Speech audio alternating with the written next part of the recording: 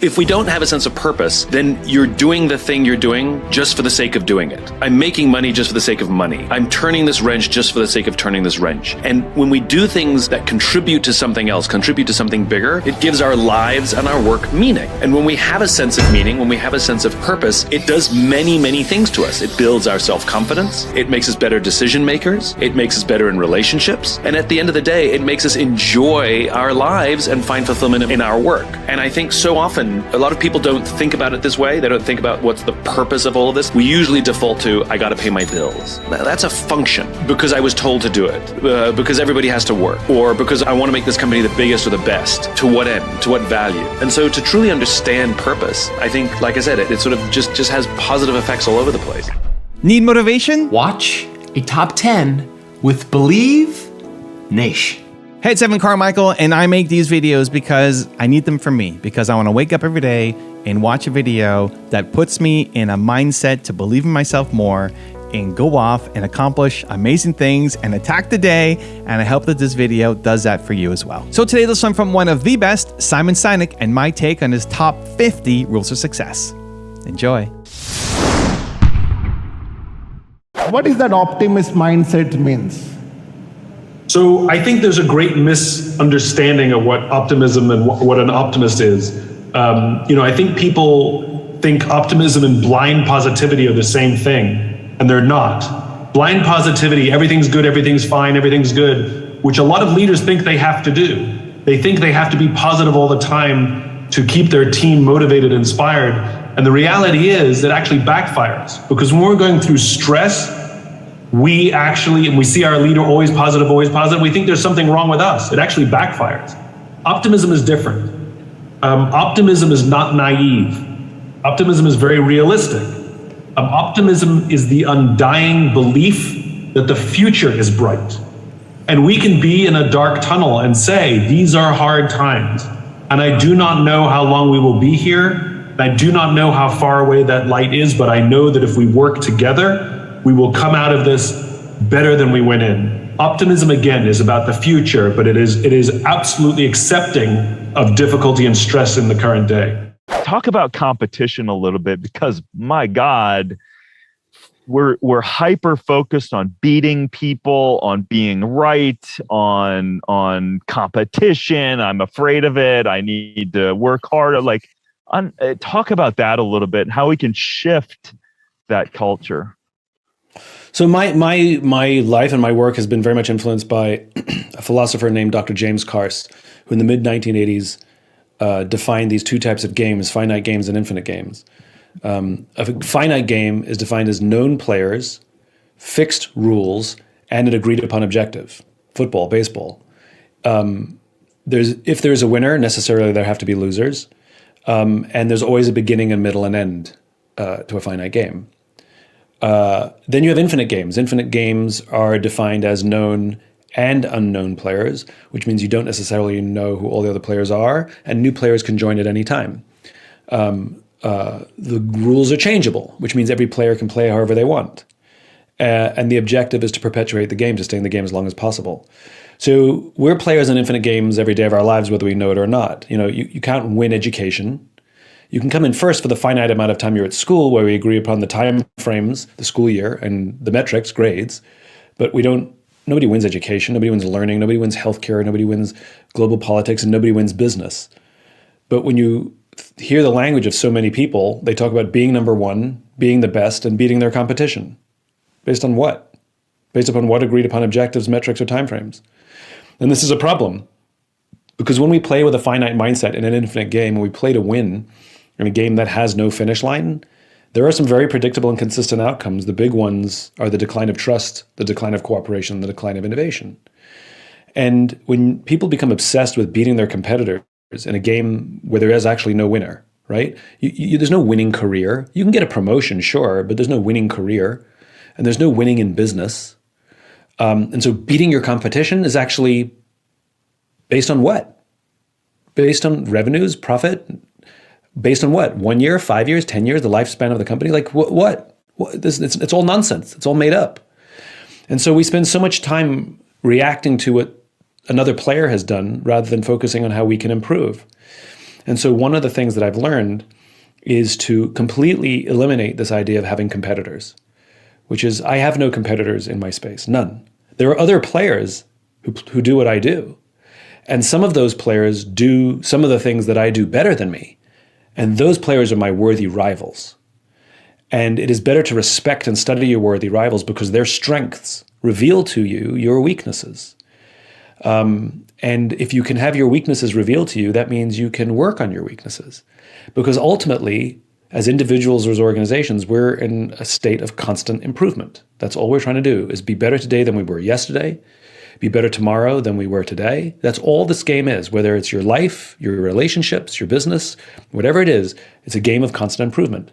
And so to obsess about beating your competition actually takes us away from constant improvement, because it might make us do something short term, or it might make us do something expedient because it gives us a short term leg up, or use cheaper ingredients, or trick somebody, or, because it can drive revenues. And all that does is weaken our own organization. That's all it does. That's all it does. And so I don't think of competitors at all. I think of worthy rivals. And by the way, worthy rivals can change. I get to pick who they are, and I get to pick the reasons that they're my worthy rivals. And I'm in a state of constant improvement thanks to them. And sometimes it's something small and sometimes it's something big. But I'm grateful to all those who do similar things to me, because it makes me a better player. We have to have trusting teams. I was on a business trip in Las Vegas, and they put me up at the Four Seasons, beautiful hotel. And one of the reasons it's a beautiful hotel is not simply because of the fancy bed. Any hotel can buy a fancy bed. It's because of the people who work there. That when they say hello to you, you get the distinct sense that they wanted to say hello, not that they were told to say hello. We're highly attuned social animals. We can tell the difference. They happened to have a coffee bar in the lobby.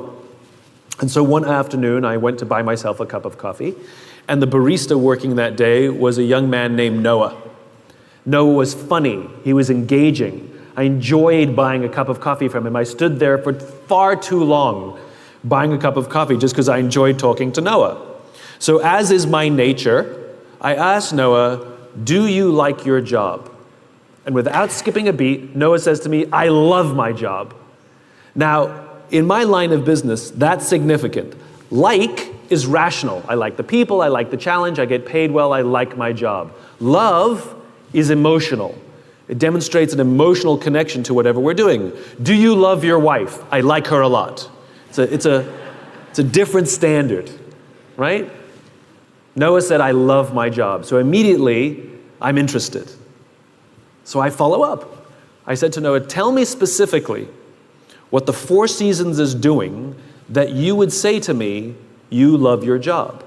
And again, without skipping a beat, Noah said that throughout the day, managers will walk past him and ask him how he's doing. Ask him if there's anything that he needs to do his job better. Not just his manager, any manager. And then he said, "I also work for a different hotel. And there, the managers walk past me and catch me if I'm doing something wrong. There, they're always overbearing and trying to make sure that I make my numbers." He says, "There, I just like to get through the day, keep my head below the radar, and just collect my paycheck." He said, "Only at the Four Seasons do I feel I can be myself." This is the exact same human being, and yet the level of performance will be completely different, not because of him, but because of the leadership environment in which he's working. I get this question all the time. "Simon, how do we get the most out of our people?" They're not a towel that we wring them to see how much we can get out of them. The question is flawed. The correct question is, what environment do I have to create? What do I have to do to help my people work at their natural best? That's called leadership. And when we can create a trusting team, teams in which people feel trusted and trusting, what will happen is it makes them feel safe enough to raise their hand and say, "I made a mistake," or "I'm having trouble at home and it's affecting my work," or "You've promoted me to a position that I don't know what I'm doing and I need more training," or "I need help," or "I'm scared." If we do not have trusting teams, what we have is a group of people who show up to work every single day lying, hiding, and faking. They hide all of the mistakes for fear of getting in trouble. They won't admit that they don't know what they're doing for fear that they'll be humiliated. They're certainly not going to say that they're scared or that they need help for fear that it will somehow reduce their value inside the organization. And eventually, things will compound and break. Also, to make sure you're actually taking action after watching this video, I've designed a special free worksheet just for this video. The worksheet will highlight all of the lessons learned in this video, as well as pull out our 3 favorite learnings and quotes that will inspire you to actually do something. The worksheet will also give you space to write down what your key takeaways are and your specific plan of action to make sure you're getting results. If you want the worksheet designed specifically for this video, absolutely for free, there's a link in the description below. Go click on it and start building the momentum in your life and your business. I'll see you there. You can't incentivize results. Like, you can't do that. You can only incentivize the behavior that will achieve a certain result. And if it's only about the short term, then guess what? You're going to drive a behavior that drives short term. And so in your case, what are the behaviors that you're recognizing and rewarding? And so if people are getting bonused only for hitting numbers, and they're not getting bonused for how they do business, then you're going to incentivize a certain behavior. So I'll give you an example. So young in my career, I worked at an ad agency, and I was the junior dog's buddy to the junior dog's buddy. And it was traditional for a big new business pitch that the senior folks would run the pitch. Well, it happened to be around Christmas time, and all the senior folks went on vacation. And so me and one other junior person who were left behind because we didn't go on vacation were told to prepare the war room, which basically means take a conference room and fill it up with all the research. Well, that took a few hours, right? But we still had a week. And so she and I decided to write the whole pitch. We went through all the research, and we came up with a strategy, and we wrote the pitch. All the senior leaders came back, we presented our work, and they actually used our strategy in this new business pitch. And we lost the pitch, we didn't win. And I got a huge promotion. My boss actually moved me up 2 levels inside the company because he wasn't rewarding my performance, he was awarding and rewarding my initiative. By giving me a promotion for taking the risk to do the extra work, guess what I did after that? Took more risks and did more work, even if it meant winning or losing didn't become the primary factor for me. It was the initiative but that wasn't because of me and my innate anything. That's because that's the behavior my boss wanted from me. And so I think what happens when we get big is we do become too obsessed with the result, and we don't consider the behavior. There are some brilliant people making big decisions who may have missed the number or may have missed the goal, but we gave them nothing, which sends a subconscious message to the rest of the company, which is, if you hit your numbers, you'll do well here. If you don't hit your numbers, we don't care how you do it, as long as, so you get the point. So I think it happens, big companies need to go back and reevaluate how they recognize and reward. And if you want risk taking, then recognize the people taking risks, even when they fail. When COVID first showed up, I loved listening to the commentaries. The number of people who said, in these uncertain times. And I would always giggle to myself because all times are uncertain. There's never been a time in history that wasn't uncertain. All that happened was something that we didn't expect happened suddenly that reminded us, that things are uncertain. Every stock market crash, nobody knew that it was going to happen tomorrow. It's always uncertain. And this is where an infinite mindset can be very valuable. Because players who play with a finite mindset fear uncertainty and work hard to avoid surprise, which is why they like short time frames. We like the quarter or at most the year. Don't talk to me about 3 years or 5 years. That freaks me out. And I like everything to go according to plan and be very predictable. And so when something unexpected happens, panic is their normal reaction, right? When we learn to embrace an infinite mindset, we actually see opportunity in surprise and we embrace uncertainty. So when something unexpected happens, it's still stressful, but when something unexpected happens, we go, oh, I wonder what we can do with this. This is exciting. Hey, team, come here. Let's talk about how do we work in this environment. And I saw it happen during COVID. It was so easy to see which companies were playing with a finite mindset and which were playing with an infinite mindset, because the finite-minded companies panicked and went into survival mode, and everything was about themselves. How are we going to survive? How are we going to make money? Right? Whereas the ones with the infinite mindset went, okay, opportunity here. What if we were to start our company from scratch today? How would we do things? Like, what if we didn't exist yesterday and today was the first day of work? How would we do things? Still very stressful, but very exciting. And instead of putting themselves at the center, they were more preoccupied with the customer. People still want what we have. How do we get it to them? As opposed to how can we make money? And so I could tell the difference immediately. And so the more we learn to embrace an infinite mindset, uncertainty becomes a joy, becomes an opportunity for creativity. And so that's one of the huge benefits. Is there practical things we can do to create a culture of seeking out that feedback and creating a safe space? Well, the simple answer is, of course. There's no such thing as a single silver bullet. It's a combination of things. It's like, what's the one thing I can do to have a happy relationship? Well, I can tell you a important thing, but I can't tell you the important thing. So it's the same. And everybody's a little different, and each culture is a little different. So there's not even a set list I can give, but there's some things that people can choose from. One thing is, one of the ways we create space is how we react, right? If someone gives you feedback and you deny it, well, that's a problem. If somebody gives you hard feedback and you thank them for it, it's a very different environment it creates. So I'll give you two examples, one a lesson, the other one a practical example that someone can use. So I had the opportunity to visit the Army Rangers, Ranger School in particular, and where they make Army Rangers.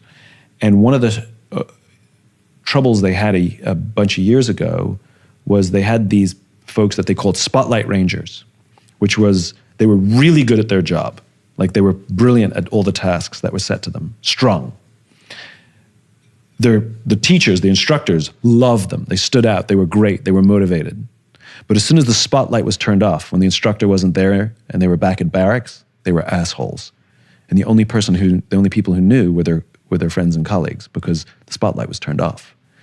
And so the Army Rangers implemented a system of peer review in order to identify Spotlight Rangers. And by the way, they started this 40 years ago, which I find incredibly advanced. But to advance through Ranger School, you need to pass 3 tests. You need your instructor to say, yep, you're ready to go to the next level. You need to physically actually perform all the tasks required of you, and you need to pass your peer review. And if you fail any one of those 3, you don't make it to the next level. Interesting. And so that becomes an equally weighted component of advancement in the Army Rangers, which is, what kind of team player are you? Which I love. So we implemented a system of 360 review, which was sort of a bit of an amalgamation of things we'd taken from other groups and made our own, where the way it works is, you take the group of people you have regular interaction with, and you fill out your top 3 weaknesses, or the places you believe you need to grow the most, with a specific example for each. So top 3 specific weaknesses or places you need to grow the most, and then top 3 specific strengths, or the places you believe, 3 examples of the places you believe you've grown the most. They have to be specific. Not like, oh, I'm a much better timekeeper now. No, you've got to give some specific examples. They're collated and distributed amongst the team, and then you come together as a group, and you take turns reading them. So first you read your own weaknesses, and then the group has the opportunity to add to that list.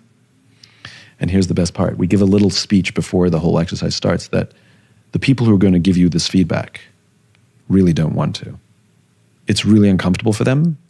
It's going to be, they would just rather not do this exercise at all. But they're going to do it because they want to see you and help you grow. And so what they're giving you is a gift. And so you have to receive it as a gift, which means you say thank you. You don't have to agree with it. If you don't agree with it, say thank you and just dismiss it. It's fine. But if it has an emotional impact, if it makes you angry or frustrated, it's probably true. right? And we go around the room and people can add to this list of these weaknesses in any way there's no format. They can do it in any way they want. And you sit there and you look them in the eye and you genuinely say, thank you. You're not allowed to say a word except thank you. Then you do your strengths and you read your strengths, and anyone can add to the list. And just as you discovered you have blind spots you didn't know you have, you discover that you have strengths that you didn't know you had, that you're having a positive impact in the lives of others that you didn't know you were. And it's a magical experience. There's usually tears at some point because it's powerful and it's a safe environment. What does it mean to live an infinite life? Clearly, our lives are finite. We're born, we die. But life is infinite. We come, we go, and the game continues with us or without us.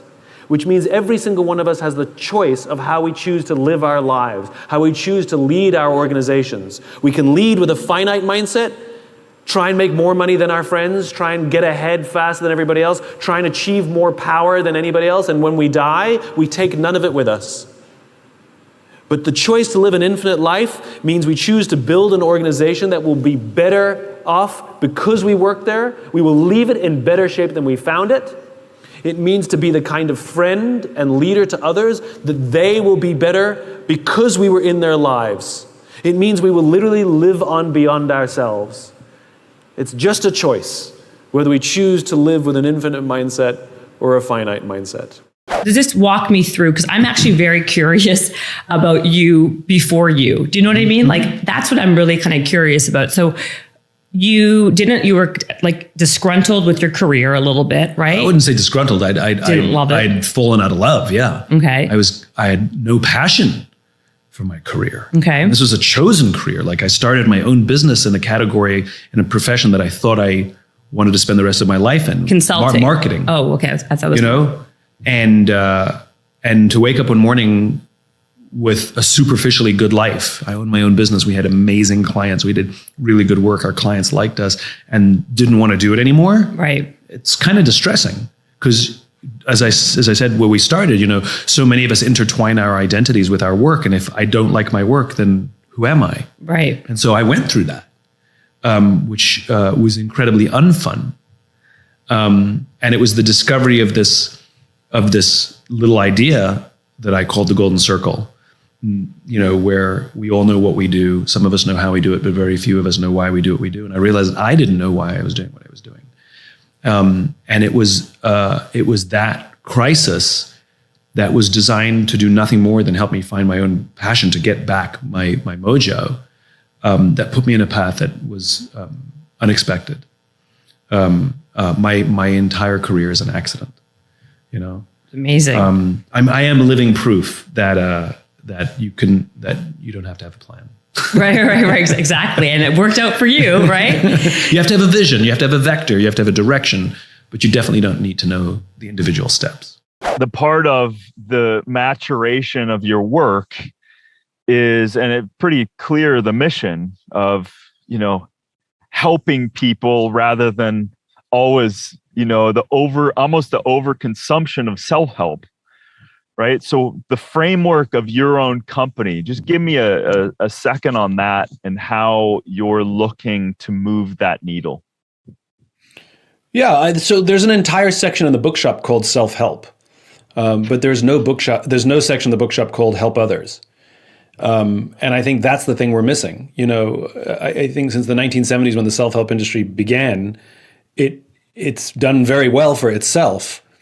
And the question is it has taught us a skill, but it's also teaching us to be preoccupied with ourselves. And I think as social animals, one of the things we've forgotten is we also need to learn to help each other.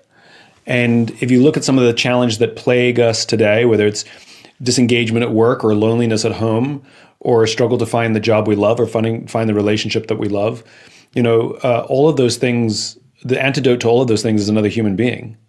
And our ability to help somebody else find the thing that they're looking for actually gives us the thing we're looking for. And I'm living proof of that. It's when I learned the value of service, everything that I wanted to feel, everything that I wanted to achieve started to fall in place only when I learned to serve others first. In the mid-1980s, a philosopher and theologian by the name of Dr. James Carse defined these two types of games, finite games and infinite games. A finite game is defined as known players, fixed rules, and an agreed upon objective. Football, baseball. There's always a beginning, middle, and an end, and if there's a winner, then necessarily there have to be losers. Then you have infinite games. Infinite games are defined as known and unknown players, which means you don't necessarily know who all the other players are, and new players can join at any time. The rules are changeable, which means every player can play however they want, and the objective is to perpetuate the game, to stay in the game as long as possible. We are players in infinite games every day of our lives, whether we know it or not. There's no such thing as winning education. You can come in first for the finite amount of time you're at school, where we agree upon the time frame and the metrics, grades, but nobody wins education, though we can keep learning for our whole lives. Nobody wins healthcare. Nobody wins global politics. And there's definitely no such thing as winning business. But if we listen to the language of so many leaders, it becomes abundantly clear that they don't actually know the game that they're playing in. They talk about being number one, or being the best, or beating their competition. Uh-oh, we said that too. Yeah. Oops. Oops, okay. But the question is based on what? Based upon what agreed upon objectives, metrics, and timeframes. Clearly, your competitors, the other players in the game, haven't agreed to your metrics, timeframes, or objectives. Nobody's agreed what winning looks like, and so this is a problem. Because when we play with a finite mindset in an infinite game, when we play to win in a game that has no finish line, there are some very predictable and consistent outcomes. The big ones are the decline of trust, the decline of cooperation, and actually the decline of innovation. And so there's a great irony in companies that are trying to reinvent themselves and stay ahead of the curve, while simultaneously trying to beat their competition and win and be the best. Those two are incongruent, right?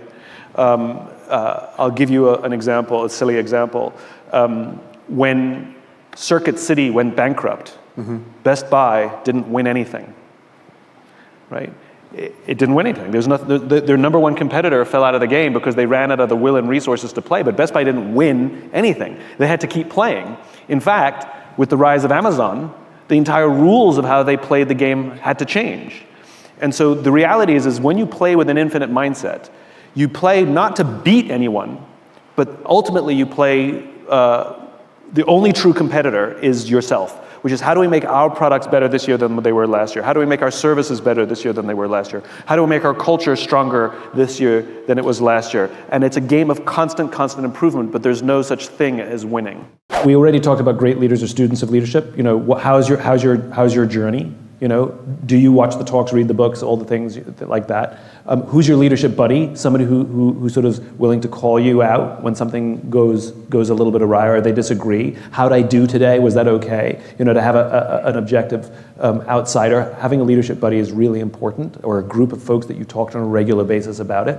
That's huge. I have a group of people that I talk to on a regular basis where we just call each other and talk about this stuff, or tell each other things that go right and things that go wrong. The stuff that I've learned just from them telling me stuff, huge. Empathy, practicing that empathy muscle is a big one, right? I said it multiple times before, which is trying very, very hard to replace judgment with curiosity. Catching yourself where you're immediately like, they're an idiot, they screwed up, they got it wrong, right? To, I wonder what else is going on, or I wonder what happened, or let me go on a fact-finding mission before I come to a conclusion, right? Those are things that are, they're simple, but they're hard, but you can do it tomorrow. The other big one is checking in with your folks. Like having one-on-ones and just being like, how are you? Like, tell me what's going on. Like, what's going on in your life? And I know, especially in a paramilitary organization, machismo, guns, all of this kind of stuff, but to have conversations that are a little bit raw, a little bit vulnerable, people have challenges in their lives. They've got kids who are struggling. They've got kids who are struggling through COVID. They've got family who's sick. Like all of this stuff comes to work, And having safe spaces and just checking in with people. One of the best chiefs that I know, every year he does a listening tour of his whole organization. You could just do it for your team. Where he has hour-long one-on-one conversations just to listen, not solve anything. How's it going? How's the job? What can we do better? And he just listens. And it's this hugely cathartic experience, but he gets tremendous amounts of learning about what he can do better and what the organization can do better, and just knowing his people, like the names of their spouses, the name of their kids, things like that make people feel seen and heard. You could do that tomorrow. When we feel safe amongst our own, the natural reaction is trust and cooperation. When we do not feel safe amongst our own, the natural reaction is cynicism, paranoia, and self-interest. So the question is, how do you create a circle of safety? As it turns out, the human body is built the exact same way as any organization. If we want to direct the behavior of people inside our organization, what do? We develop all sorts of incentive systems. We give them a target, we give them a goal, we offer some sort of bonus, and what do people do? They work towards the goals that we set. We direct their behavior. It works perfectly effectively. It works the same way with children. We give them gold stars, and we get them to do the things that we want. It works perfectly fine. Inside the human body are certain incentives that work exactly the same way. And if you've ever had a feeling of pride, status, accomplishment, love, trust, friendship, loyalty, all of these feelings that I'll generically call happiness are basically produced by 4 chemicals inside our bodies. They are endorphins, dopamine, serotonin, and oxytocin. And so, every single feeling that we basically know as happiness is controlled by these 4 chemicals. And what they're trying to do is incentivize us to get us to repeat behaviors that are in our best interest. In other words, to get us to cooperate, to get us to trust. It is our natural disposition to want to trust and cooperate, and we're always looking for it, which is why the sense of belonging is so powerful. We're always seeking out people who are like us. We want to be next to people who are like us. Why do you think Start With Why, that message, and the talks around it, the idea as well as the book, why do you think that resonated so deeply? I think it goes back to being a little kid, right? Like you tell your kids something, whether you're trying to discipline them, you have to do this, or teach them a lesson, or teach them values, or explain how the world works, and what's the first question they all ask? Why? Why? Because, and the worst thing you can say is, because I said so. Correct. They want explanation. And I don't think that ever goes away. I think for some reason as adults, we just either stop asking the question out loud and just accept that for some reason we have to just do as we're told. I think that question is it's an inherently human question. We want to know why. We want to know where we come from. We want to know what our roots are. We want to know why the world works. We want to know why the sun comes up and the sun goes down. Like these are not new questions. Yeah. And we're as a species, we're constantly searching for explanation. And the most confounding things are things that seem to lack explanation. Then we have debates. We can't just accept, And so I think when you so publicly ask the question why about a very difficult thing like, why do I do what I do? Why do I get out of bed in the morning? And why should anyone care? Right. I think that pulls on the heartstrings of pretty much everyone. The question is, how do we create an environment in which our people can work at their natural best? And that is the art of leadership. It's creating an environment in which relationships can thrive, in which trust can thrive. And we all know what it feels like to be on a trusting team, right?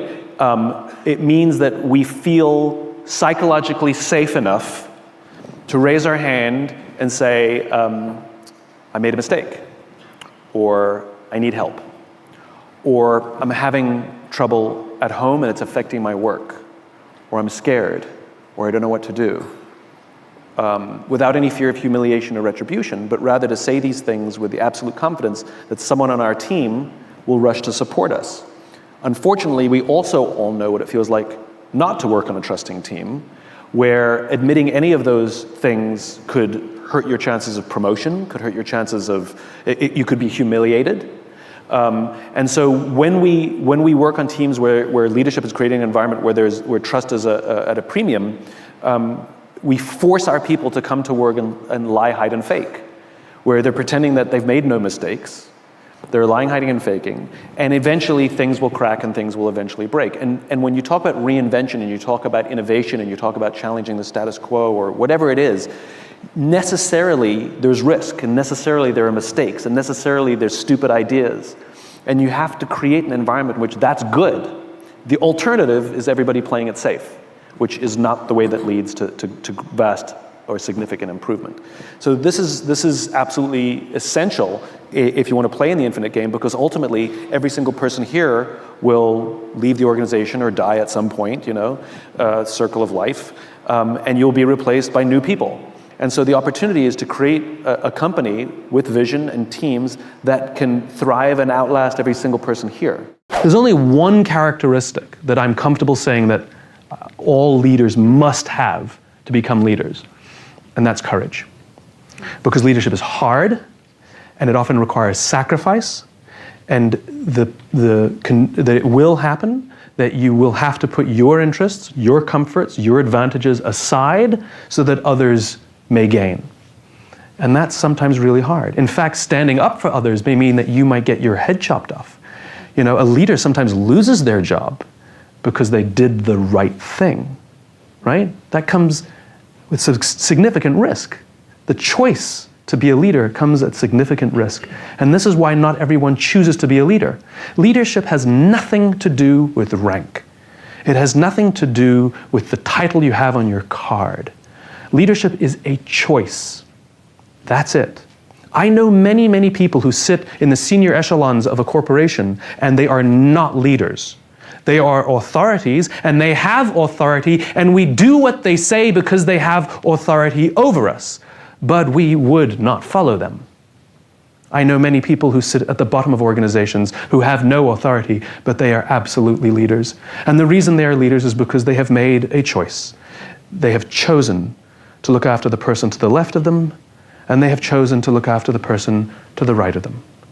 It doesn't always mean they have to sacrifice their interests, but when it really counts, sometimes they choose to sacrifice their interests because it's in the interest of the person to the left and to the right of them. This is what leadership is. What is the existential flexibility? What does it say to us? So existential flexibility is the capacity to make a 180-degree strategic shift in order to better advance your cause. I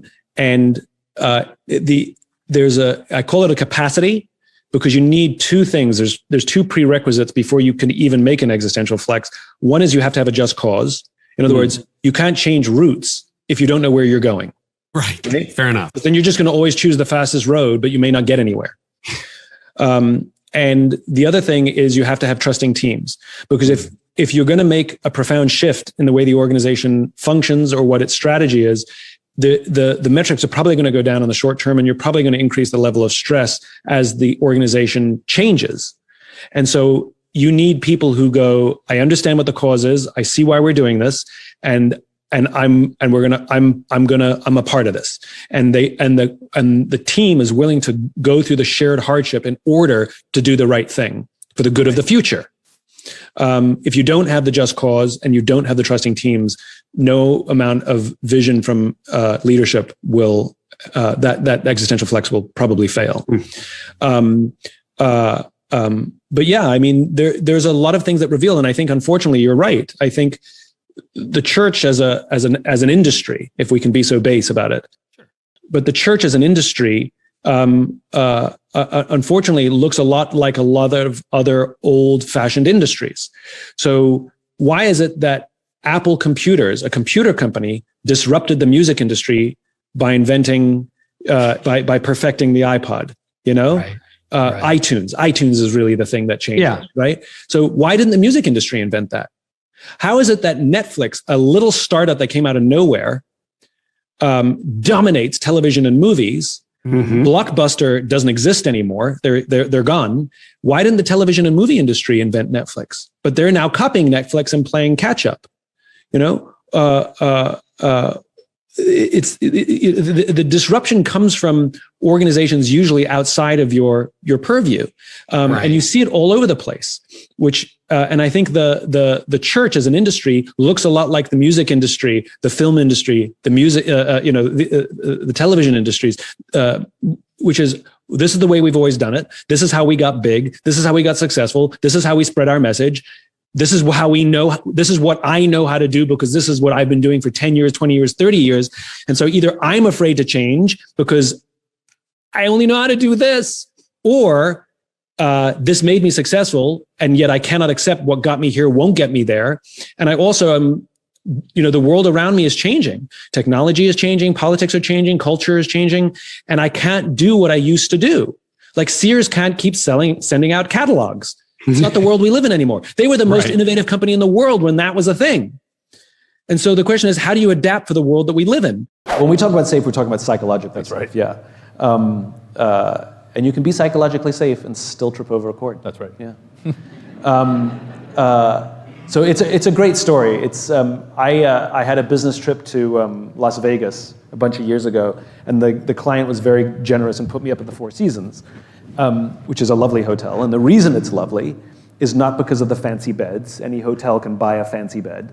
It's because of the people who work there. That when you roam the halls and somebody says hello, you get the distinct feeling that they wanted to say hello, not that they were told to say hello.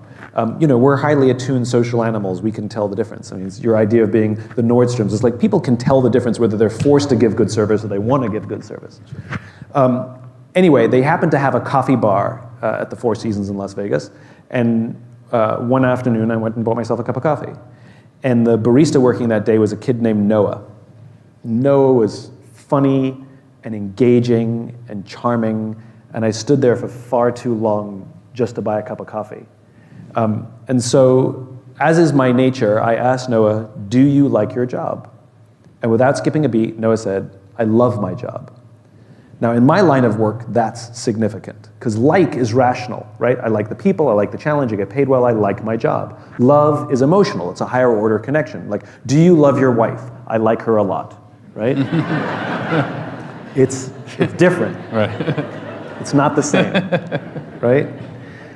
So Noah said, I love my job. So immediately my ears perk up. This kid has an emotional connection to his job.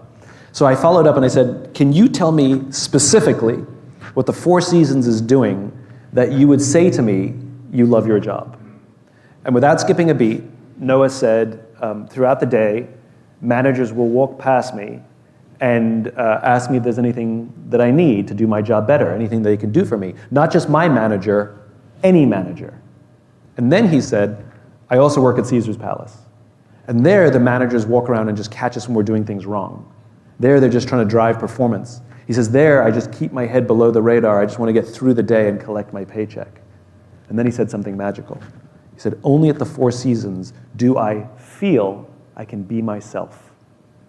So think about that for a second. This is the exact same human being, right, in two different jobs, and yet our experience of him will be profoundly different, not because of him, but because of the leadership environment in which he works. In one experience, it'll be amazing. In one, it'll be terrible, right? That's it. And I think so often, I hear this all the time, leaders ask, how do I get the most out of my people? Well, people aren't a towel. You don't wring them out, right? How do I get the most out of them? It's a flawed question when it comes to leadership. The question is how do I create an environment in which my people can work at their natural best? And the Four Seasons has figured that out, right? It's by giving him agency. It's by giving him control to do the job that he wants to do the way he wants to do it, and checking in to make sure that leadership isn't there to do his job for him or to overly control, but to offer guidelines, but also offer support. And the same goes in any profession. You can take a cop in one agency who will be high-performing, a valuable member of the team, a valuable member of the community because of the culture. You can change the agency they work for, and they can be a terrible member of the team because of the leadership environment in which they work. It's really easy to be honest. Just tell the truth. And if you tell the truth on a regular basis, we will say you have integrity. That's all it means. These are really basic concepts. So for example, if somebody calls and a secretary picks up the phone and says, Dave's on the phone, and you say, tell him I'm not here, you've just sanctioned lying inside your organization. That's what you've done. You have said that when it suits you, even if these lies are small, you may tell lies. That was dishonest. I went to visit Quantico Marine Base, where the Marine Corps selects their officers. And on the day I was there, true story, I was waiting in a conference room for the colonel in charge of OCS to come and give us a briefing on the base about OCS, about the selection process. And he arrived late. Marines don't ever arrive late. And he showed up late. He came in and apologized. He said, "I'm sorry, we've had an incident with one of our Marines." So I go, "What happened?" You know? He said, "Well, we're considering throwing him out of OCS, which means throwing him out of the Marine Corps." Like, and I'm thinking, what law did he break? What did he do? So I said, "What did he do?" And the colonel said, "He fell asleep on watch." And I said, "That's it?" He fell asleep on watch in the woods of Virginia. You know? I'm like, you guys are tough. He said, and then he explained. He said, "No, you don't understand." He said, when we asked him about it, he denied it. When we asked him about it again, he denied it again. And only when we gave him irrefutable proof did he say, quote, "I want to take responsibility for my actions." The problem we have, he said, is we believe you take responsibility for your actions at the time you perform your actions, not at the time you get caught.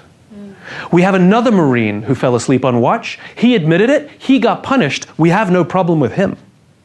And he went on to explain, he says, you have to understand, I cannot put this Marine in a leadership position where they're responsible for the lives of other Marines, because if they are in a combat situation and his Marines doubt for 1 second that the words coming out of his mouth are anything but the truth, if they believe for 1 second that the words he is speaking are only to make himself look better or cover his own ass, trust will break down in the whole group and people will die.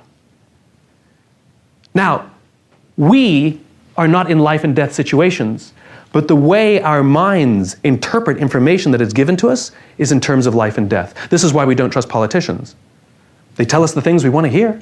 We don't prima facie disagree with anything we've been told, but we know that they don't believe the things that they're saying. And so we as human beings, we're very, very smart, and this is always ingrained in us. We always make sure just to keep a safe distance from anybody who we don't believe is honest, because if we were to find ourselves in a life and death situation with them, you know what, if I had to gamble, I'm gonna say, won't go with them. When someone is honest, they're willing to tell us good news, they're willing to tell us bad news, they're willing to be upfront with them. Even if it's news that we don't want to hear, even if it's not in our interest, we're okay with it. We actually trust them. Hey, listen, I gotta be honest with you. Your performance has been really bad these days. I love this, we're always taught to give sandwiches. Give them the good news before you get to the bad news, right? So give them something general and generic that they don't believe anyway. Hey, you're really smart. And on this one project that you did that you really completely, like, it's really specific when they give us the negative, right? In other words, we didn't believe the positive in the first place. We knew they were just biding their time to get to the negative. Honesty. We keep referring to others in our space as competitors. But the problem with the idea of a competitor is a competitor is someone we set out to beat, right? And so it's setting up the wrong mindset. Rather, we want to have rivals who are worthy of comparison, and their strengths reveal to us our weaknesses. And by learning our weaknesses, we learn where we can improve. Because remember, the infinite game ultimately is a game of constant improvement. There is no such thing as best. There is only better. That's all there ever is. But if you don't know your blind spots and you don't know where you're weak, how can you improve? That is the value of the other players in your industry. That is the value of the other people on your own team. You can have a worthy rival that you work with. We've all worked with somebody that we hate, that everybody else likes, and they got a promotion and we were pissed off, right? The odds are really high that they have some talent or ability that is revealing to us a weakness that we have, and it's so much easier to hate them than to take a hard look at ourselves in the mirror and then work on whatever we see, right? You don't have to like or agree with your worthy rivals, but you have to be grateful for their existence, and we have to work on the things that it reveals. You have to have worthy rivals, and you get to pick them. I don't believe in the concept of strengths and weaknesses. Everything has context. I believe we have attributes, we have characteristics that we have to know, and in some contexts, those attributes are strengths, and in sometimes they're weaknesses. So I'll give you the example that I like to use all the time because it's funny, is I am chronically disorganized. I'm very disorganized, right? You are? Terribly, yeah. And I've always thought of this as a weakness. Simon, what are your weaknesses? I'm disorganized, right? Yeah. So I was at a networking event many years ago, in the early days of my career, and I met a guy, and he was like, Simon, You're fantastic. Would love to work with you. Here's my card. Now, if I was organized, I'd be texting from the cab on the way home or emailing the next day when I get to work, of course. But I'm disorganized. I lost the business card almost immediately, right? 2 weeks later, I found the business card at the bottom of a briefcase. And so I emailed him. I said, I don't know if you remember me. We met 2 weeks ago. I'd love to reconnect. And he wanted to work with me more because he thought I was busy. He thought there was such high demand from me. Yes, that's why you took so long. Right? That's why it took so long. Yes. So is being disorganized a strength or a weakness? The answer is it depends. In that context, it was actually a strength. In different contexts, when somebody says, I need you to get this done by this time, it can be a liability.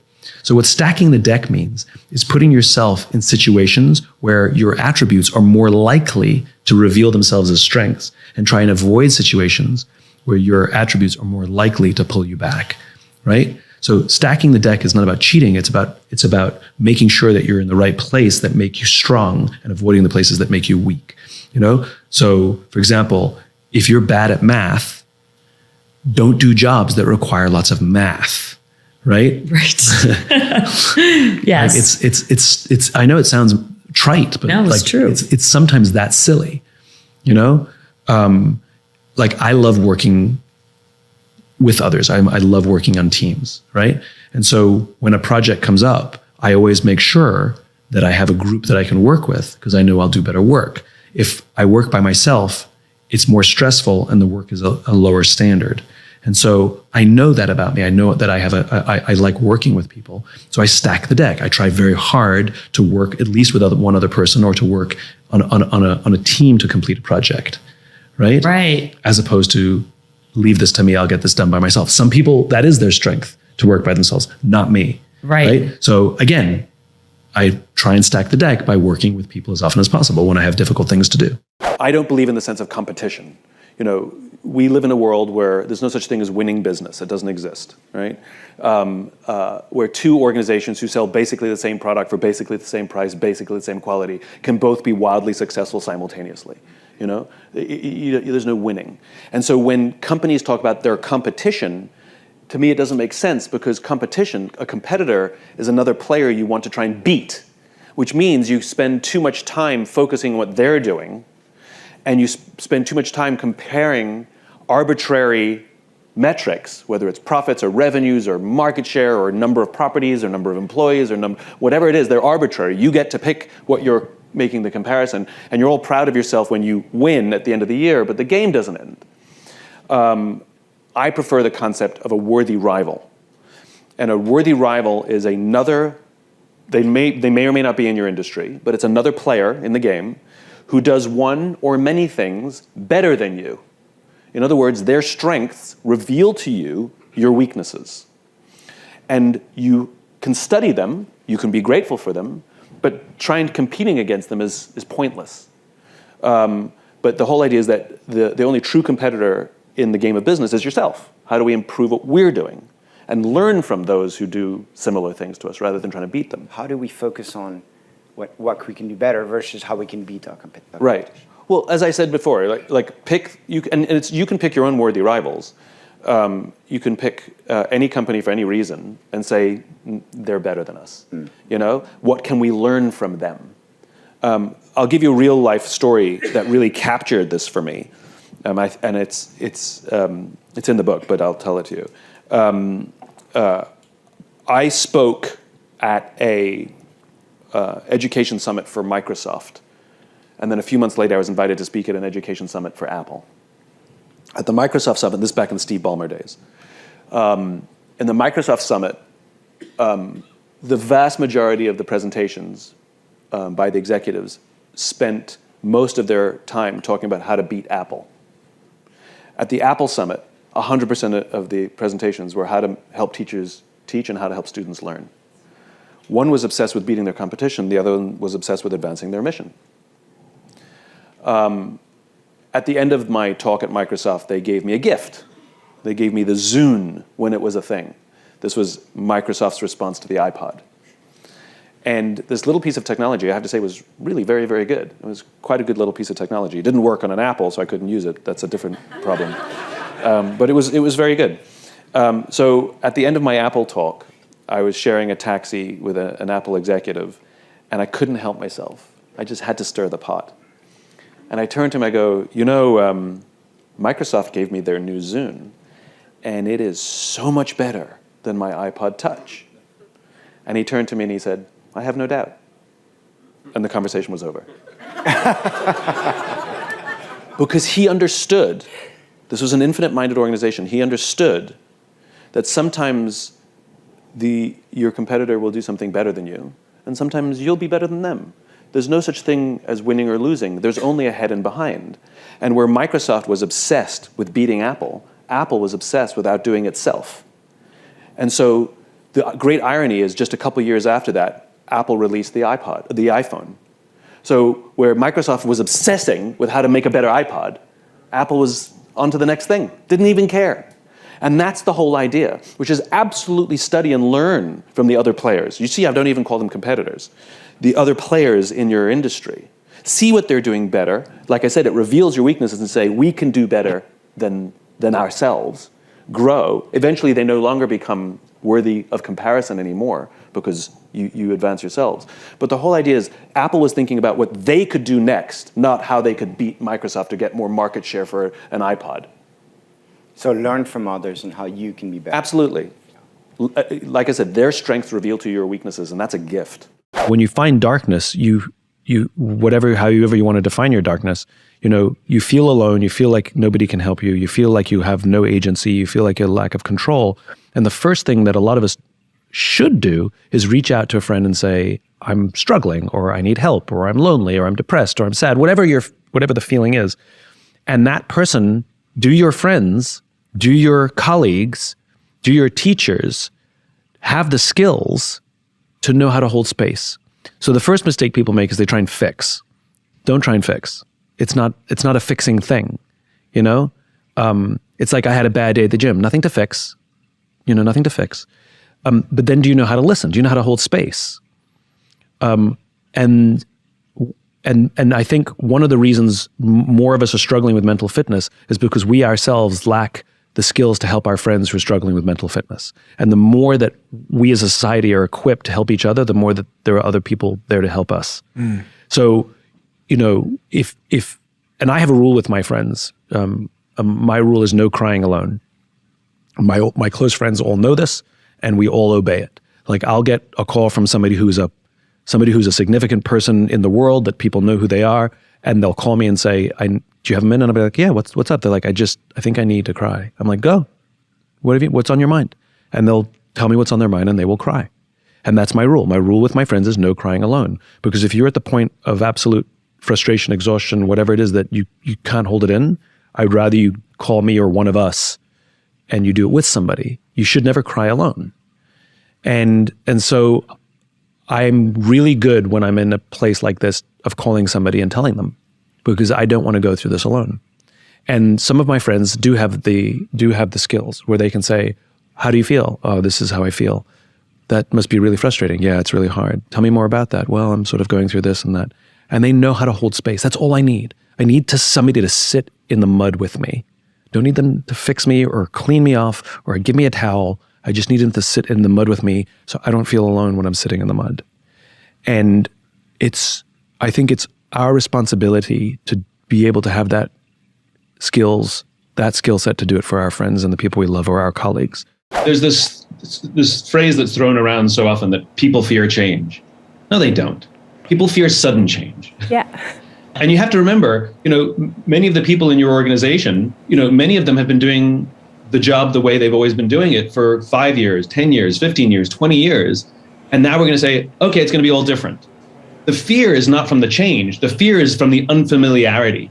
The fear is that I know how to do that really, really well. And I fear that I don't know how to do that. And I will feel insecure. I'll be off my game. I'll lose my credibility. And you just have to put yourself in their shoes. The fear is being humiliated. I don't understand the jargon. It's all new. It's a whole host of things. So empathy is king. Empathy is king, and not assuming that everybody knows. And people come along with new directions at different paces. We kind of assume it's like getting into shape. Everybody goes to the gym, but some people get into shape quicker than others. There's no rule. It's just how it works. And it's the same here. Some people come along lickety split, and some people are just a little slower. The ones that are potentially destructive are the ones that are so afraid that they actually put up barriers and become obstreperous. They actually resist the change to the point where they're clinging onto the past so desperately that they may accidentally sabotage themselves. And those are the ones that we have to have difficult conversations with. We sit down and say, I need to have a difficult conversation with you. I get a sense that you're struggling because everything we're trying to do, all you do is say no. Yep. And I understand it's difficult, but we got to talk about this because the company is going in this direction and I want you to be a part of this. But I am patient. And to have that conversation privately with empathy, that someone can come clean and say, I'm scared, because then you can hold their hand, you know? So I think empathy is actually the core to helping people manage change. When you're an infinite-minded player and your boss is a finite player, do not hate them, do not blame them, have empathy for them. Remember, we don't know where they worked before, we don't know what conditions that they worked in before, we don't know how they were beaten down. Remember that they've made it through the ranks, they've made it to their position, following the finite rules of the game. And so when you tell them you have to change, why would they change? Like, what got me here worked just fine. Now, they're ignoring the fact that they're highly stressful, they struggle with trust, they may not sleep well. Like, all of those things that cause personal stress are usually because we're playing by the wrong rules for the game we're in. That's why you would be stressed. It is stressful. So have empathy, care about them, worry about them, concern yourself with them, go to them, help them, offer them. And they will start to see that maybe there's a different way of thinking about it. But you can only lead a horse to water. You know, if somebody just refuses to come, then just back off. You know, they have to want to make the shift themselves. They have to want to make the shift themselves. This is my friend George Flynn always says, the first thing to become a leader is you have to want to be a leader. Like, if you don't want to be one, there's nothing I can do. So, you know, there's a funny joke. How many psychiatrists does it take to change a light bulb? One, but the light bulb has to really want to change. Same thing. Somebody has to want to change. But we have to have empathy for them. So practice being an infinite person. That circle of trust that you build, you don't have to be the senior person to build it. You can build it for somebody who's more senior than you. Make them feel safe. Emotions are good. It means you're human. Like I said, I believe in mental fitness, not mental health. You know, that like your body, you have to work out, you have to eat well, you have to sleep all the time. It's not something you do and then you're done. You know, we've used that analogy before, you and I, which is what the infinite game is, which is it's like I want to be healthy. Okay, well, you're going to have to do it for the rest of your life. It's not an event. And our mental health, our mental fitness is exactly the same, which is it's constant and it's ups and downs. And it's only a challenge or you need to start involving professionals if you get stuck. You know, like if you get stuck in sadness and you cannot get out of it. That's a different conversation. If you get stuck in depression and you cannot get out of it, if you get stuck in loneliness and you cannot get out of it. And by the way, the thing that I love about human beings is we can have multiple conflicting feelings simultaneously. I am lonely and optimistic simultaneously. My optimism, you know, I pride myself on my optimism. My optimism has not diminished in the least. Optimism doesn't mean I can't sit in a dark tunnel. Optimism means that I believe there's a light at the end of the tunnel, even if that light is far away. I have an undying belief that the future is bright. This too will pass, right? That doesn't mean I enjoy it. It doesn't mean I want to be here. And I can be excited and I can hang out with my friends and I can have an amazing time with my friends and then go home and still feel lonely. Like, you can have simultaneous and conflicting feelings. That's allowed. In fact, it's normal. But I cannot stress. I think that the way that I manage this differently than most. There's no such thing as changing your why. Your why is something objective. It's who you are. It's who you are at your natural best. You know, we were all fully formed when we were young. We are products of our upbringing. And we can make tactical changes, but fundamentally who we are is who we are. And putting your why into words is putting that into words. So once it's written, you can tweak the language for sure and find nuance, but there's no changing it. So if you're changing it every year, it's probably not your why. But I can tell you a fun little exercise if you want to learn your why. I call it the friends test. Call a friend who you love, someone who you could call them at 3 o'clock in the morning, or they could call you at 3 o'clock in the morning, and you would absolutely take the call. Do not do this with a spouse or a sibling. Those relationships are too close because they know you too well. Do it with a best friend and ask them this simple question. Why are we friends? And they're going to look at you like you're crazy because you're asking them to put into words something that exists in the emotional part of their brain, the limbic brain, but that part of the brain doesn't control language, the neocortex. And so they're going to say, I don't know. Why are you asking me? And you say, come on, just humor me. And then weirdly, you stop asking the question why. You ask the question what. It elicits better answers. Come on, what specifically is it about me that I know that you would be there for me no matter what? And they'll start describing you. I don't know. I can trust you. You're smart. You're funny. And you play devil's advocate. Great. That's a lot of friends. What specifically is it about me? And they're going to go through a few rounds of hemming and hawing, and eventually they'll give up. And eventually they'll give up and start describing themselves. And this is what my friend said to me. I don't know, Simon. All I know is I can just sit in a room with you. I don't even have to talk to you, and I feel inspired. And I got goosebumps. In fact, I'm getting them right now.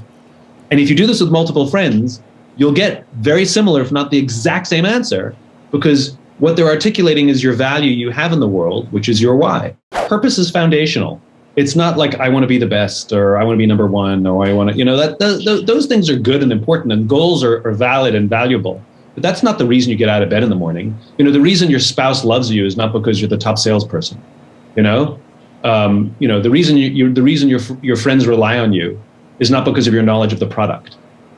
Purpose is foundational, and it absolutely applies at work, because who you are at home and who you are at work should be consistent. That's what we mean by authenticity. If you're different in both of these places, then in one of those two places, you're lying. We want to know who you are and show up as yourself. Now, that doesn't mean we can't be professional at work. Those two are, you can still be professional and be yourself. And fundamentally, when we are ourselves, we connect better, whether it's teammates or people or customers. We connect people like us who share our values and see the world the way we see it. We can't get along with everybody. And a great salesperson knows when there's not a good personality connection, that they'll actually say to somebody else, you take this one.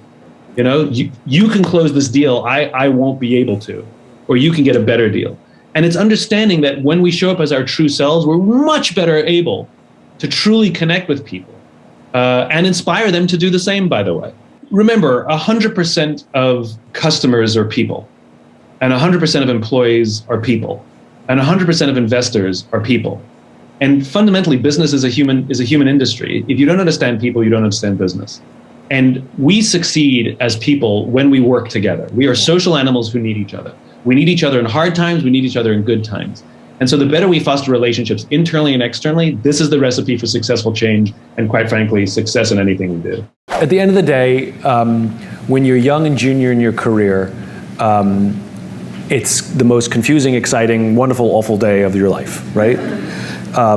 Because now it's you. It's life's journey, right? You work your way up to 8th grade, and you have to start again at 9th grade. And you work your way up to senior, and you have to start again as a freshman. You work your way up, and you grad, and then now you're nothing again. But I think there are too many people who graduate school thinking that they have to have it all figured out on day one. Yes. And you don't, because there's something wonderful about being junior inside a company, right? You probably don't have as many responsibilities as other people. You may or may not have a spouse. You probably don't have kids. The vast majority of people don't have kids at this time. In other words, you can do anything. You can go try stuff out. Also, your cost of living is a lot lower. And you can't really break anything at a company and bring the company down. This is the best, like if you're senior and you make a bad decision, you can break the whole company. When you're junior and you make a bad decision, maybe you'll lose a little bit of money, right? There's not much you can really do that'll break the company. And so this is an amazing opportunity to practice and learn and practice and learn. Find a mentor. And a mentor is not someone who is your champion, who will put in a good word for you so you get the promotion. Right. A mentor is somebody who's probably not even at your company, and if they are at your company, they don't have to be in your chain of command. There's somebody who likes you and you like them, and they believe in you, and they see maybe a little bit of themselves in you, and they want to see you do well, and they give you candid and honest advice. In other words, come to learn, come to be a better version of yourself. Too many people start off trying to prove that they are worthy of being there, trying to prove that they should be in charge, and yet everybody knows that you have no experience. We know. We saw your resume. Your resume says your GPA and what you graduated, you have no jobs. You wrote it down here. Cafeteria is not like the thing we're thinking of. We took a bet on you because we liked you and you're a nice kid and we tried to form it, but we don't know. You got no experience. So this is the best time to try things out and experiment and push the boundaries and make sure you're making friends and make sure you're taking care of others and make sure you find a mentor and enjoy the journey. If you take that route, you're more likely to be successful than not. The greatest sense of purpose and meaning we can have in our lives is to serve those who serve others. Part of the deal that they made with me when I went, the general said, I want you to go and I want you to come back and tell us your insights. What you saw that we did well, what you saw just tell us your insights. So about 2 weeks after I got home, I went back to Scott Air Force Base and was standing in a room full of all the brass, all the generals, the colonels, all the command from the mobility forces. And they just wanted me to report on what I saw. And I went through everything. And I wasn't sure if I was going to tell them about bringing home this flag draped casket. That was the emotions were very raw still. And I'm not sure I wanted to do it or could do it. And I remembered I was reporting on everything else that I saw and the people I met and the things that I thought were amazing. And I took a pause and I decided to tell the story. And now, the emotions are right on the surface. And I tell the whole story in even more detail than I'm telling you now. And I got to the point where I choked up and I couldn't continue. I couldn't tell the story anymore. Now, if this was the private sector and I was standing on a stage telling this exact story, somebody in private sector would say to me, take your time. They would say, it's okay. That's what they would say to me, right? It's happened. Take your time, right? That's not what happened. I stood there completely choked up. I couldn't speak. And was one voice from the back of the room, the general. And he said, go on. Meaning, go on and we're with you. Right? And that's the difference between private sector and these wonderful people. In private sector, they say to you, take your time as if you're alone. Take all the time you need by yourself. And here, these people who understand what service truly means, they say, go forwards, go on, move forwards, you have no choice, and we will be with you. And that's what I learned from them. When my friends are struggling, I don't say, take your time. When my friends are struggling, I say, go on. When my friends are crying, I say, go on. The underlying message is, and I am here sitting in the mud with you. It is the greatest honor of my life. And because of that experience, that's where the book Leaders Eat Last came from. That experience was the impetus for that book.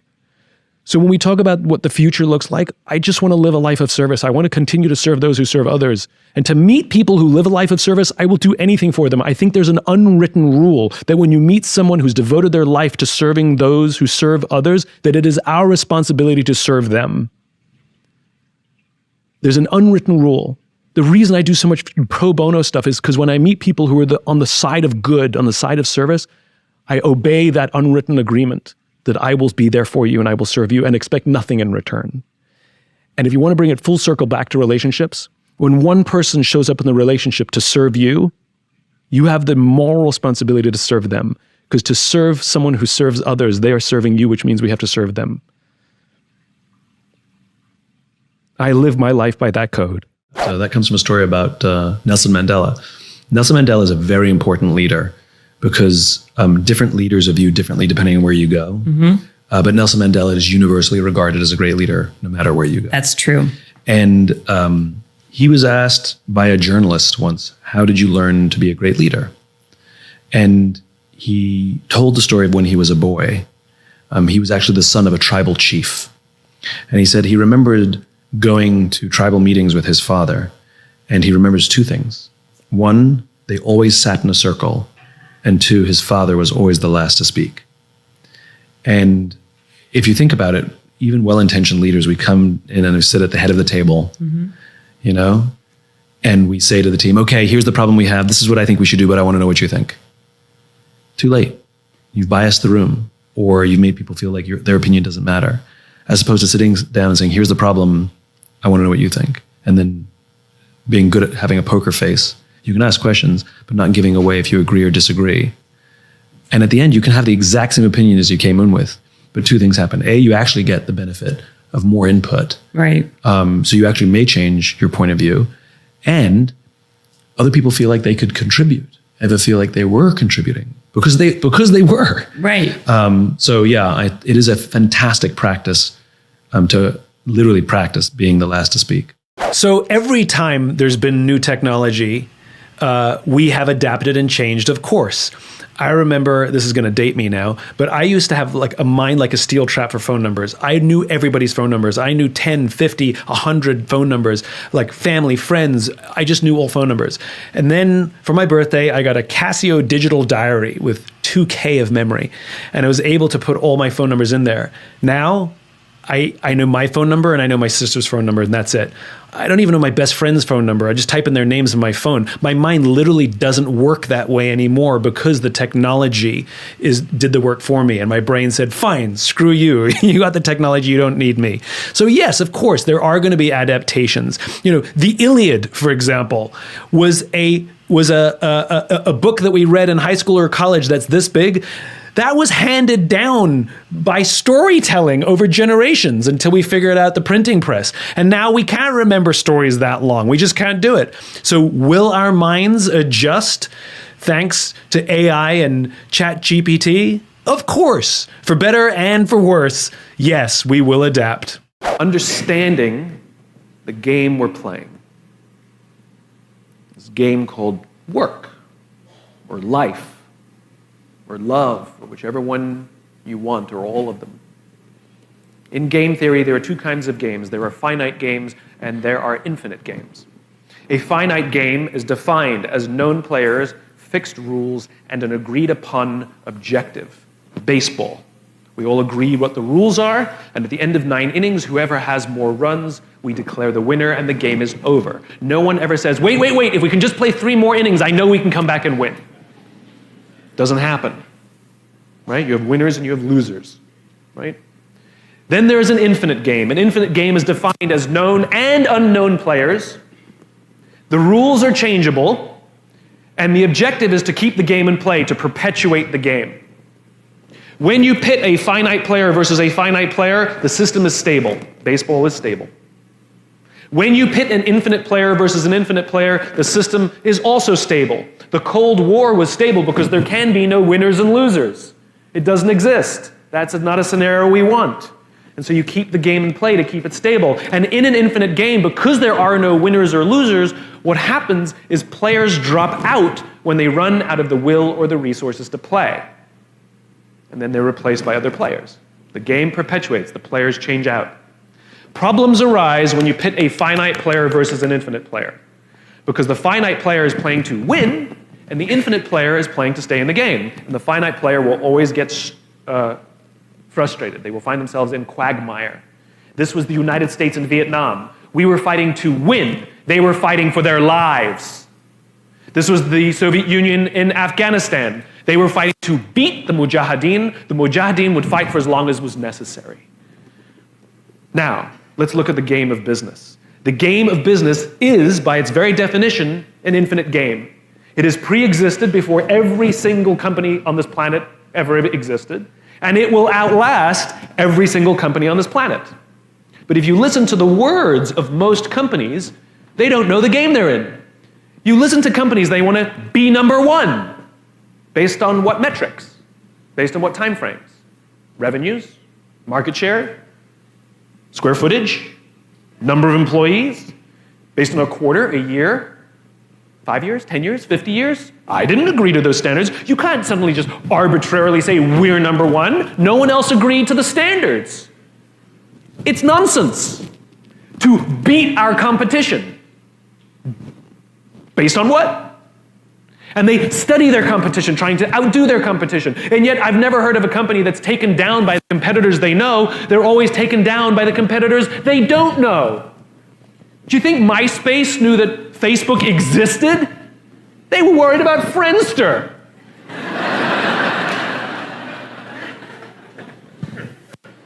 You can't make strategic decisions from studying your competition. You can make tactical decisions from studying your competition, but not strategic decisions. But when you listen to the way most companies play the game, they're in the wrong game. That's why they get frustrated. The great organizations understand that they're playing to stay in the game.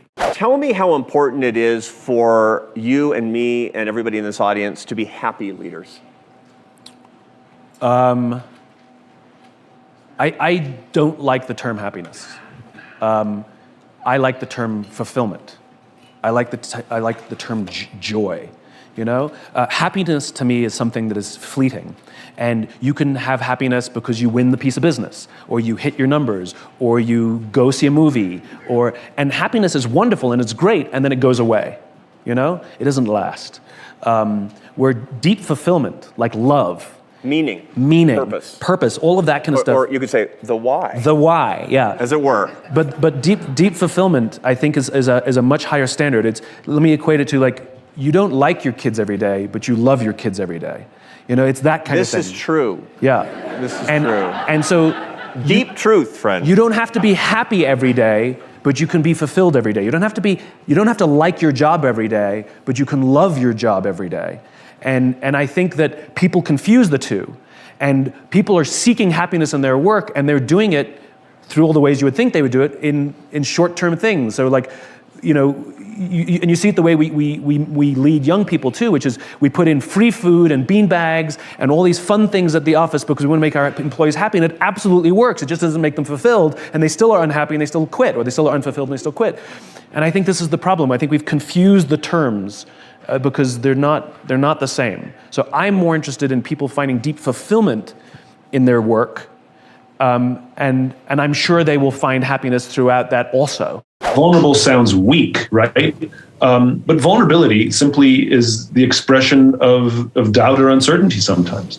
You know, saying I don't know is vulnerable, right? Saying this is going to be difficult is vulnerable. I think a lot of leaders pretend they have all the answers, or pretend that they have no uncertainty. And of course that's nonsense, because we all have uncertainty and we all have doubt. Now you can't come to work and go, oh my God, the whole thing's gonna crash. You know, that's just equally unrealistic. But when you have a company that allows for people to feel vulnerable, that means someone can raise their hand and say, I made a mistake, or I need help, or I don't understand, or I'm having trouble at home and it's affecting my work, or I'm scared, without any fear of humiliation or retribution, but rather they say it with confidence that someone will rush to support them. And the way that you encourage that kind of culture is that the leaders have to set the example. And so during COVID, you know, when I was struggling, as we all went through a period of mental struggle, I said to my team, I'm off my game. I'm struggling, you know, it's getting to me, and I just need your help and your patience to that I may be pretty slow to respond and not very effective for now, you know, and I said that, and that allowed other people to speak up so that we could be there for them. But if I pretended that everything was fine and everything was good the whole time, then everybody's going to pretend everything's fine and everything's good. And then how can we be there to support each other until they crash? Mm-hmm. So I think vulnerability is just being a little more open. And the irony is it takes tremendous courage and strength to express vulnerability. It's actually strong to be vulnerable. It actually is very weak to pretend that everything's fine. So whenever I get really nervous and anxious before a big talk, there are two things that I remind myself. Number one, it goes back to a lesson I learned a couple years ago when I was watching the Olympics.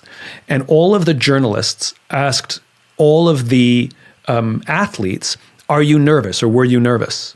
And all of the athletes gave the same answer. No, I'm excited. No, I was excited. And if you think about it, what are the characteristics of nervousness? Your heart starts pounding, your hands get clammy, you start envisioning the future. Well, what are the characteristics of excitement? Your heart starts pounding, your hands get clammy, you start envisioning the future. The reason that the journalists were asking, are you nervous, is because they would be nervous.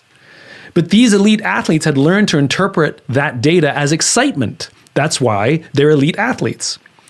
And so I did a little experiment. I was on a plane and we hit some really bad turbulence and I got really nervous. And I said out loud to myself, this is exciting. And in an instant, I felt fine. My body instantly was able to convert all of that data that says you're nervous to this is exciting. And I use that when I go out on stage as well. If I get nervous, I say to myself, this is exciting. And I remind myself, instead of being like, oh my God, I can't believe I'm not qualified to be here. The people here are more important than me. They're more successful than me.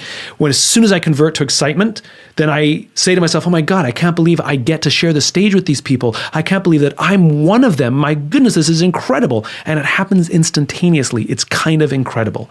So the next time you get anxious, just tell yourself, this is exciting.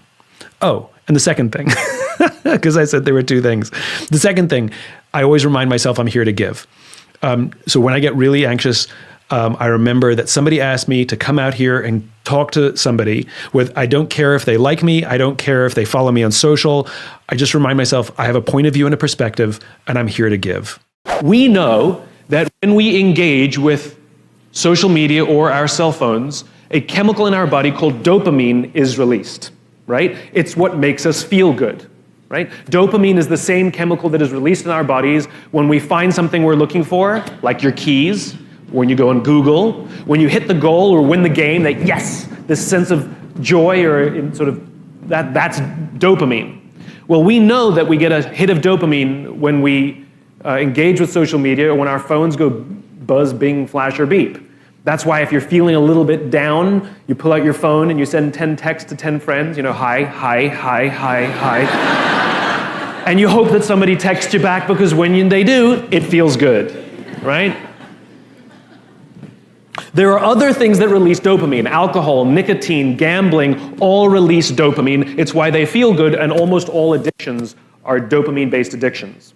We also know that almost all alcoholics discovered alcohol when they were teenagers. You see, when we're very, very young, the only approval we need is the approval of our parents. Then when we go through adolescence, we make this transition where we now need the approval of our peers. Very frustrating for our parents, very important for us. It allows us to acculturate outside of our immediate families into the broader tribe. It is a time of high stress and high anxiety, and we're supposed to learn to rely on our friends. Some people, quite by accident, discover alcohol and the numbing effects of dopamine. And unfortunately, that connection becomes hardwired. And then for the rest of their lives, every time they face significant stress, they don't turn to a person, they turn to the bottle, right? Now, as I said before, we know that social media and cell phones release dopamine.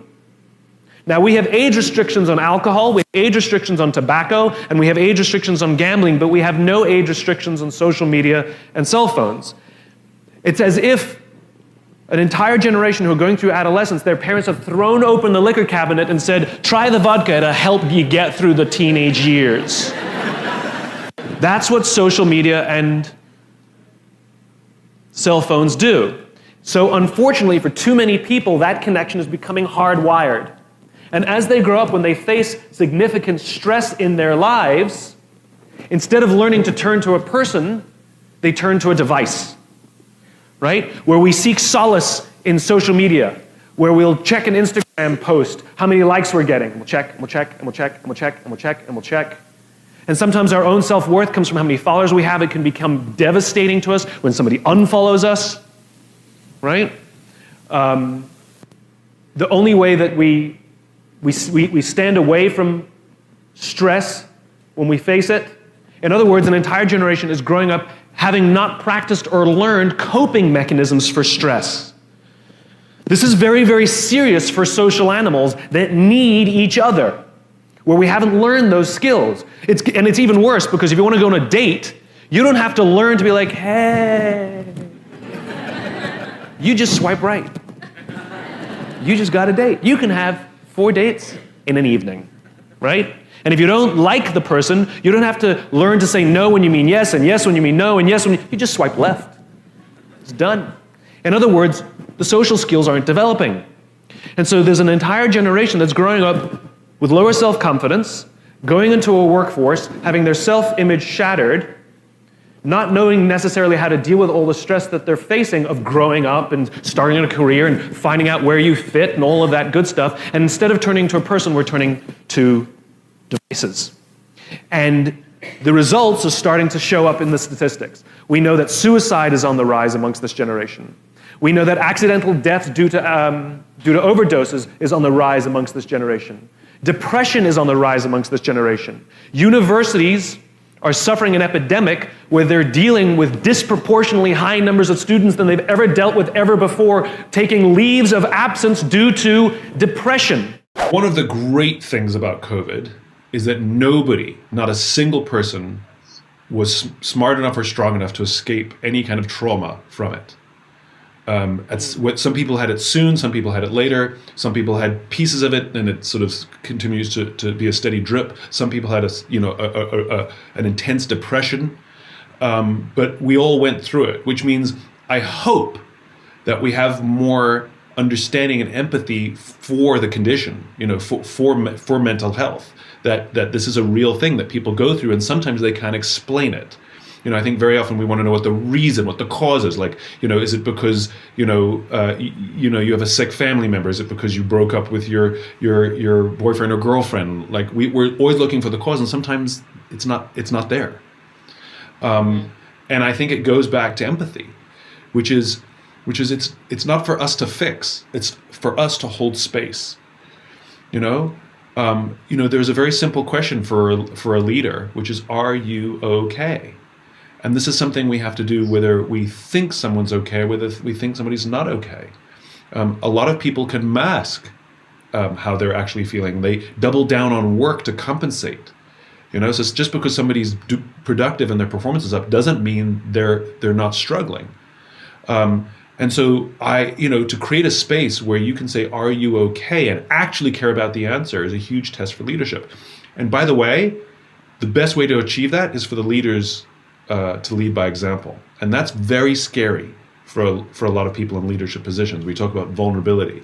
But the reality is, if they're not modeling the behavior, other people won't follow it. If we say, we want to know how you feel, but I'm always in tip-top shape and I always have all the answers and I'm always strong, well then I can guarantee you that creates an environment in which people actually are afraid to be honest. And so it's necessary for people in leadership positions, whether it's on a huddle or some other forum, or maybe to a few people, and say, hey, listen, I'm struggling this week, and I want to apologize and say, please be patient with me. I know I'm not at my best. I think I might actually take a Friday off because I'm having a hard time this week, and I'm not sure what it is, but I know that I'm not myself. For a leader to be able to say that creates an environment for somebody on the team to come and say the same thing, and then we can hold space for them. But if the leader's lying, hiding, and faking every day, then all we're doing is creating an environment where our people will lie, hide, and fake every day. And so, I think this idea of leading with vulnerability, and vulnerability doesn't mean that doesn't mean you're weak. All it means is you're willing to say something that makes you admit a mistake, ask for help, say you don't understand something, or admit struggle. That's all it is. That's all it is, with the confidence that people will be there to hold space for you and support you. And if the leader's willing to do that, it's remarkable what we can create around us for the people who work there. If you're truly in a toxic environment, one option is always to leave that environment, right? If it's a job, right? But that's not necessarily the only option. And this is sort of similar question that I get often, which is, what happens if you're in middle management and senior management doesn't get any of this stuff, and they only care about numbers before people, not people before numbers? The answer is you ignore them because you can't influence or control that which you cannot control, and you take responsibility for the things you can control, in other words, yourself. And you become the leader you wish you had. You become a student of leadership, and you obsess about making sure that the people with whom you work, the people whose names you know and faces you recognize, that they are able to go home every day and say to their loved ones, I love my job, because of what you're doing for them. In other words, You commit yourself to the life of service. You commit yourself to the practice of leadership and taking care of the people over whom you can influence. They could be above you, below you, to the left or to the right of you, but this very small enclave.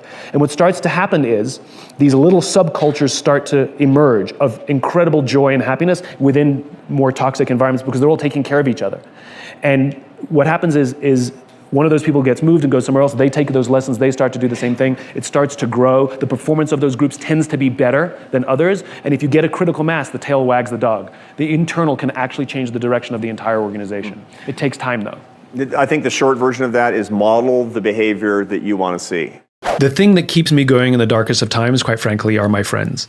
And I don't mean me like I'm doing this for my friends. I mean literally calling up my friends and saying I'm struggling, and my friends are there for me. Yes, my why is always there. Yes, my vision is always there. But dark times for me are not the lack of optimism and the lack of inspiration for cause. It's the lack of energy to do it.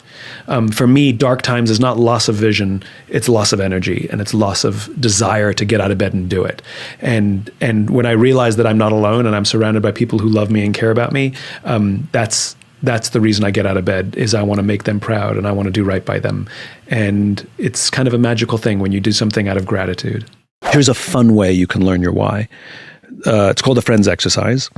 Go and do this with a best friend. Do not do this with a spouse. Do not do this with a sibling. Do not do this with a parent. It doesn't work. Best friend. Somebody who loves you, who will be there for you. They'll pick up the phone at 3 o'clock in the morning and you would do the same for them. And ask them this simple question. Why are we friends? And they're going to look at you like you're nuts, because the part of the brain that controls that deep feeling of love and trust doesn't control language. It's a difficult question to answer. And so they'll say, I don't know. Of course they know. They just don't have the words for it. And so you actually stop asking the question why and you ask the question what. What specifically is it about me? Come on, what specifically is it about me that I know that you would be there for me no matter what? And they'll hem and they'll haw and they'll struggle, and you can't help them and you can't let anybody else help them. You have to let them go through the process. And they'll start describing you. I don't know, you're smart, you're loyal, I trust you, and you play devil's advocate. Good. That's the definition of a friend. You have that with lots of people. What specifically is it about me that I know you would be there for me no matter what? And again, they'll go through a few rounds of complaining and describing you. And eventually they'll quit and they'll start describing themselves. And this is what my friends said to me. They said, I don't know, Simon. All I know is that I can sit in a room with you. I don't even have to talk to you. And I feel inspired. And I got goosebumps. In fact, I'm getting them right now. It happens every time. Because what they did is they put the value that I have in the world into words. And I had the emotional response. And that's what will happen. Somebody will say something that you will either get goosebumps or you'll well up or something will happen. And that's when you know you've hit it. Because the thing that you give to the world, that you should be working to give to the world consistently, is the reason those people love you. It's the reason why you're not friends with everyone. And if you do this with multiple friends, the amazing thing is they will say very similar, if not the exact same thing, because that's the thing you give to the world. That is your why. It is the reason you get out of bed in the morning. How do leaders maintain optimism when they are tired? If you've ever been in a position of leadership, you know that leadership can be extremely lonely. Sometimes it's hard to relate to folks on your team, and you definitely can't just come to work or show up on your team and just start crying and venting. It just won't work. And so it can be kind of isolating. So one of the most important things any effective leader has to do is maintain their close friendships.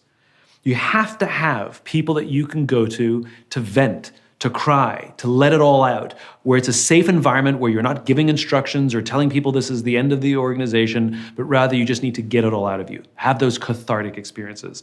In fact, I take it super seriously. I have a rule with my friends that there's no crying alone. And so if any one of us is ever completely overwhelmed, we call each other and say, do you have a minute? I just need to vent, or I just need to cry, or I just need to get this out.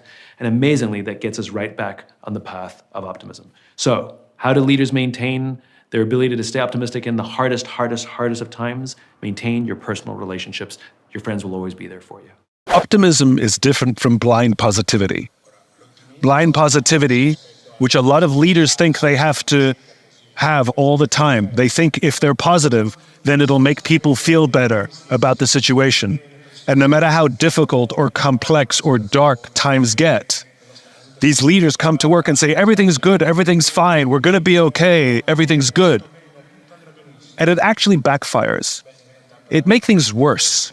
Because if I'm struggling and I'm confused and I feel tension and I see my leader always positive, I think there's something wrong with me. It makes it worse. This is not optimism.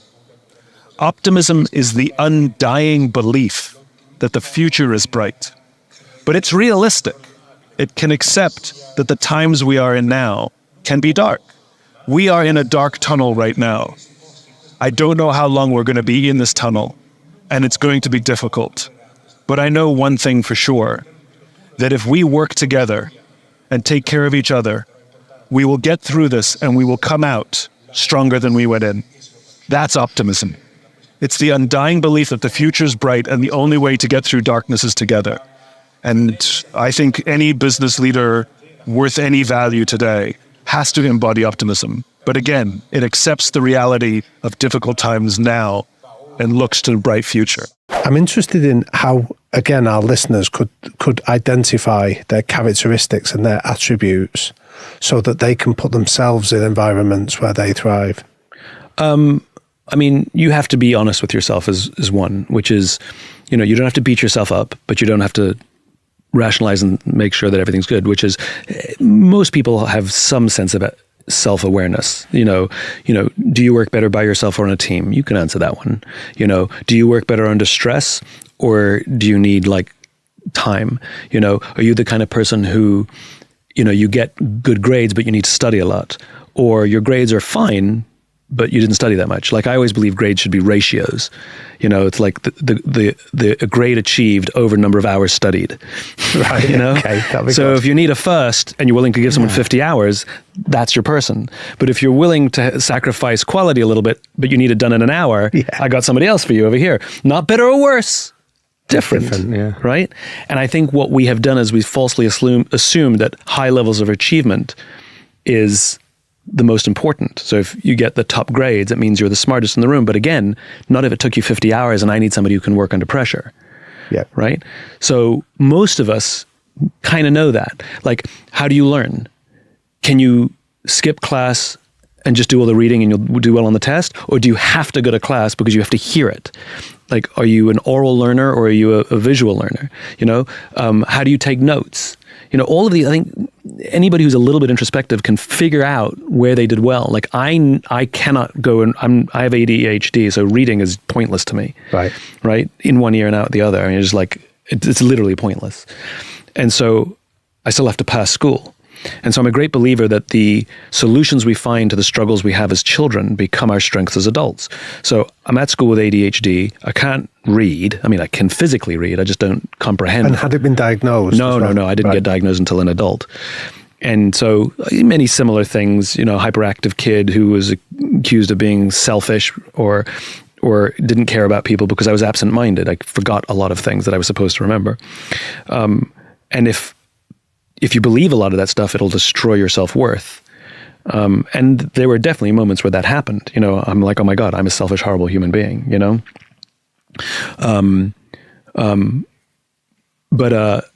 But thank goodness it wasn't diagnosed, because even though there were difficulties that came with it and there was definitely struggle, the hacks that I figured out, because I had to pass school, was I had to go to class, couldn't skip class. I needed really good teachers who were good at explaining things. I couldn't have them teach from a book because I had to enjoy myself in class. I had to go after class and talk to the teacher because the conversation helped me learn, and then I did fine. And so I got really good at asking questions. And I got really good at listening. Well, look what I do for a living, right? So all of those skills were formed. And so why am I good at connecting patterns like I did with you with just a couple of examples? Well, that comes from my childhood because I had to pass the test. So I needed to get as much information from as short a period of time as I could because I got to figure this stuff out. Doesn't make me smarter. It just means I figured out a life hack. And I think, in this modern day and age, we're so afraid of our kids being in positions of discomfort that we're removing all the struggle. We're putting them on big pillows and saying, let me make this as easy as possible for you. Now, of course, every parent wants to make life easy, but if you talk to quote unquote high performing people in the world. I mean, there's that very famous story about Richard Branson, where his mum would drop him off 3 miles from home and say, see you at home. And he'd have to figure out how to get home. And she would always tell the funny story how this, whatever it was, a half an hour, 20-minute walk would take him 3 hours because he kept stopping to look at all the flowers and look at all the bugs. And now you understand a guy with a tremendous ability to solve problems and with insatiable curiosity. Well, duh, go look at how he was raised. And you talked about it in the bully at school, adversity is the best teacher in the world. And if we over coddle and oversimplify and then we're not allowing people to learn who they are, what they're made of. And I'm not just talking grit. That's too obvious. I'm literally mean the thing that makes you you. Yeah. And every single one of us, you talk to anybody who's what the world would consider high performing, assuming that they're healthy, they all overcame something. Every one of them. When should you give up a leadership position or a leadership role?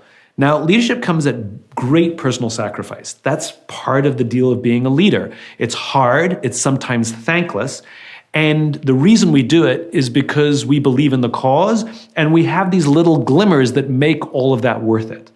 Now, the problem is, if it gets to the point where you don't feel it's worth it, or you don't feel that you can contribute, then yes, sometimes it is good to step aside from being the leader and maybe let somebody else stand in. Or if you need to take a leave of absence from that role, that works too.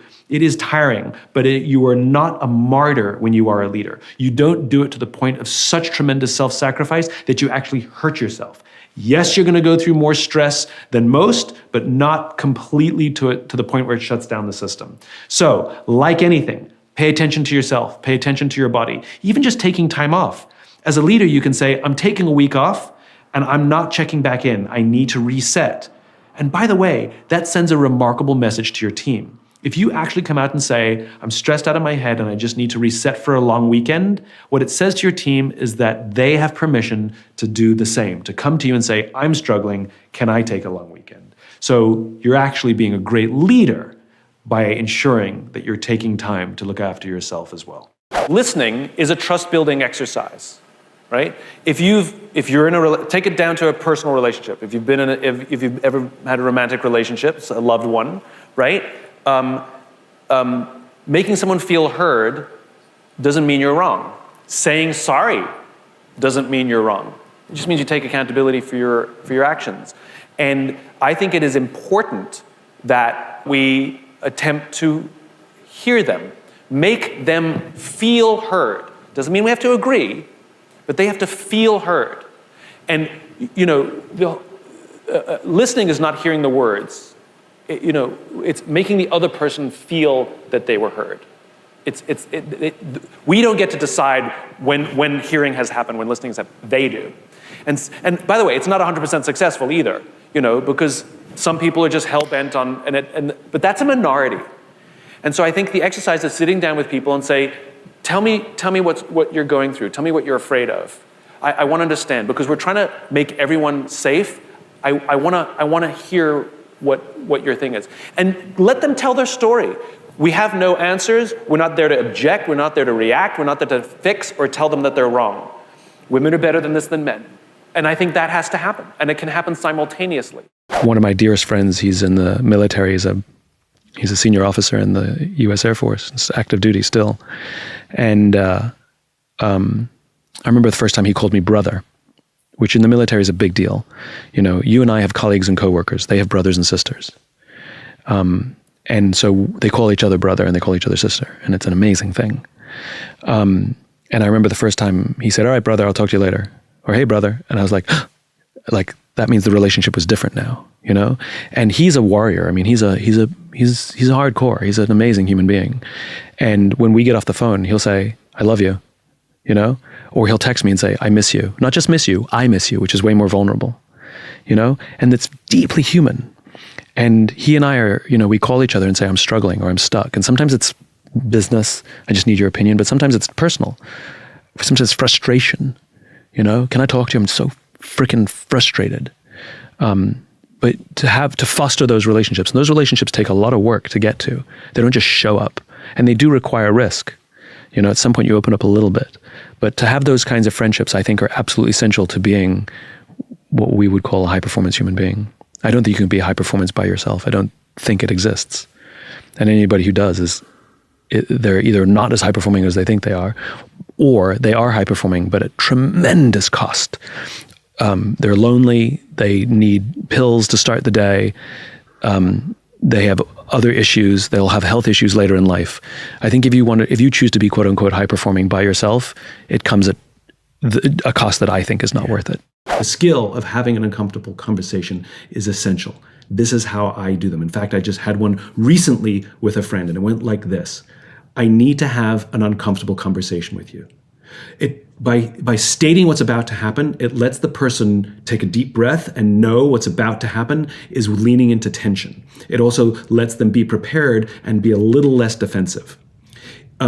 If you don't trust your skills on how to have an uncomfortable conversation, then say something like this. I need to have an uncomfortable conversation with you. I'm afraid of having this conversation because I'm afraid that I'll say the wrong thing or it'll come out the wrong way and make things worse. So please be patient with me as I try to fumble through this and get out what I need to tell you. But it's more important to me that I have this conversation with you and try and address this situation than avoid it, because this relationship matters to me and I want to go through this with you. Can we have that conversation? And I always do that. I always ask permission. Can we have that conversation? Can I have this conversation with you now? Because they may not be in the mindset for it. They may say, yes, I want to have this conversation, but can we have it in an hour, right? So as opposed to being sprung on them. So I have to have an uncomfortable conversation with you. Can I have it now? Yes. Okay. Now you want to engage in something called FBI. It's just a mnemonic. You can do it in any order, but you have to have all three. Your feelings, the behavior that made you feel that way, and the potential impact if the behavior doesn't change. Be as specific as you can. Feelings. Do better than happy, sad, angry. I'm really frustrated, or I was put on edge, or I'm feeling distant from you, or I'm uncomfortable because. Then label the behavior that they did that made you feel that way. And again, be really, really specific. Avoid things like you always ... because they'll tell you the one time that they didn't, and now you're backpedaling. Pick the most egregious or the most recent one and talk about that situation and how whatever they did made you feel a certain way, and your fear that if that continues or if goes unaddressed, that something will happen. Maybe, there'll always be tension between us and the relationship will break. And that's exactly what I did with my friend. It's a relatively new friend. Something happened that made it uncomfortable. I said, I need to have an uncomfortable conversation with you. Just fumble through this with me. I don't want to, but this relationship matters to me, and so I want to have this conversation. I addressed what the situation was, and then I said, my fear is that if you and I don't lean into this now, that this little friendship, this sprouting of a friendship that we're having will get destroyed, and I would actually rather see it grow. And we had a very uncomfortable conversation, and it turned out to be fantastic because we ended up opening up to each other and revealing various insecurities and fears that were both triggered by each other. And it was just fantastic. And the relationship is even better now than it was before. So please, please, please practice and learn the skill of having uncomfortable conversations. And the way you're going to practice them is by actually having them. If you talk to an artist and say, why do you paint? Why do you dance? They don't understand the question. The answer they give is, I can't not. Yeah. Right? There's compulsion.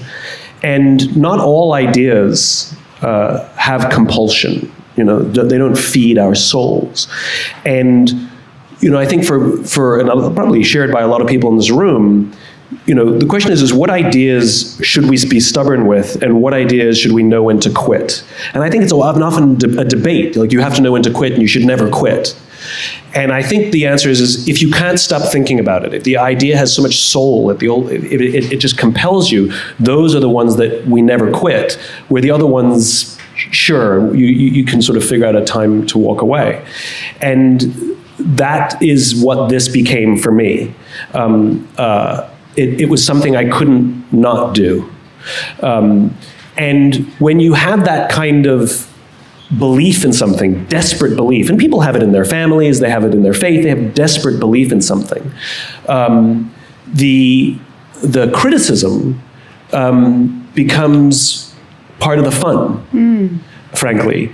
The story you're talking about is true. It happened in the early days when I was talking about Start With Why. I was on a stage talking to a fairly large group of entrepreneurs and business owners, and the very first, it wasn't a question, the very first statement made when we went into Q&A, a guy just with the microphone said, I think you're naive.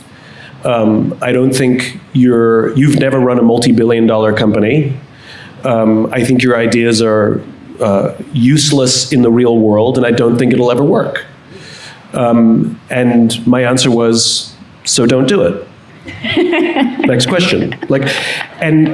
And it's not because I was being difficult. It's because I never saw my job to convince people. Because I don't think I'm right. And I don't think that I have answers. I think I have a point of view. That's all. And so I'm simply sharing my point of view. And if you don't share my point of view, I'm totally fine with that.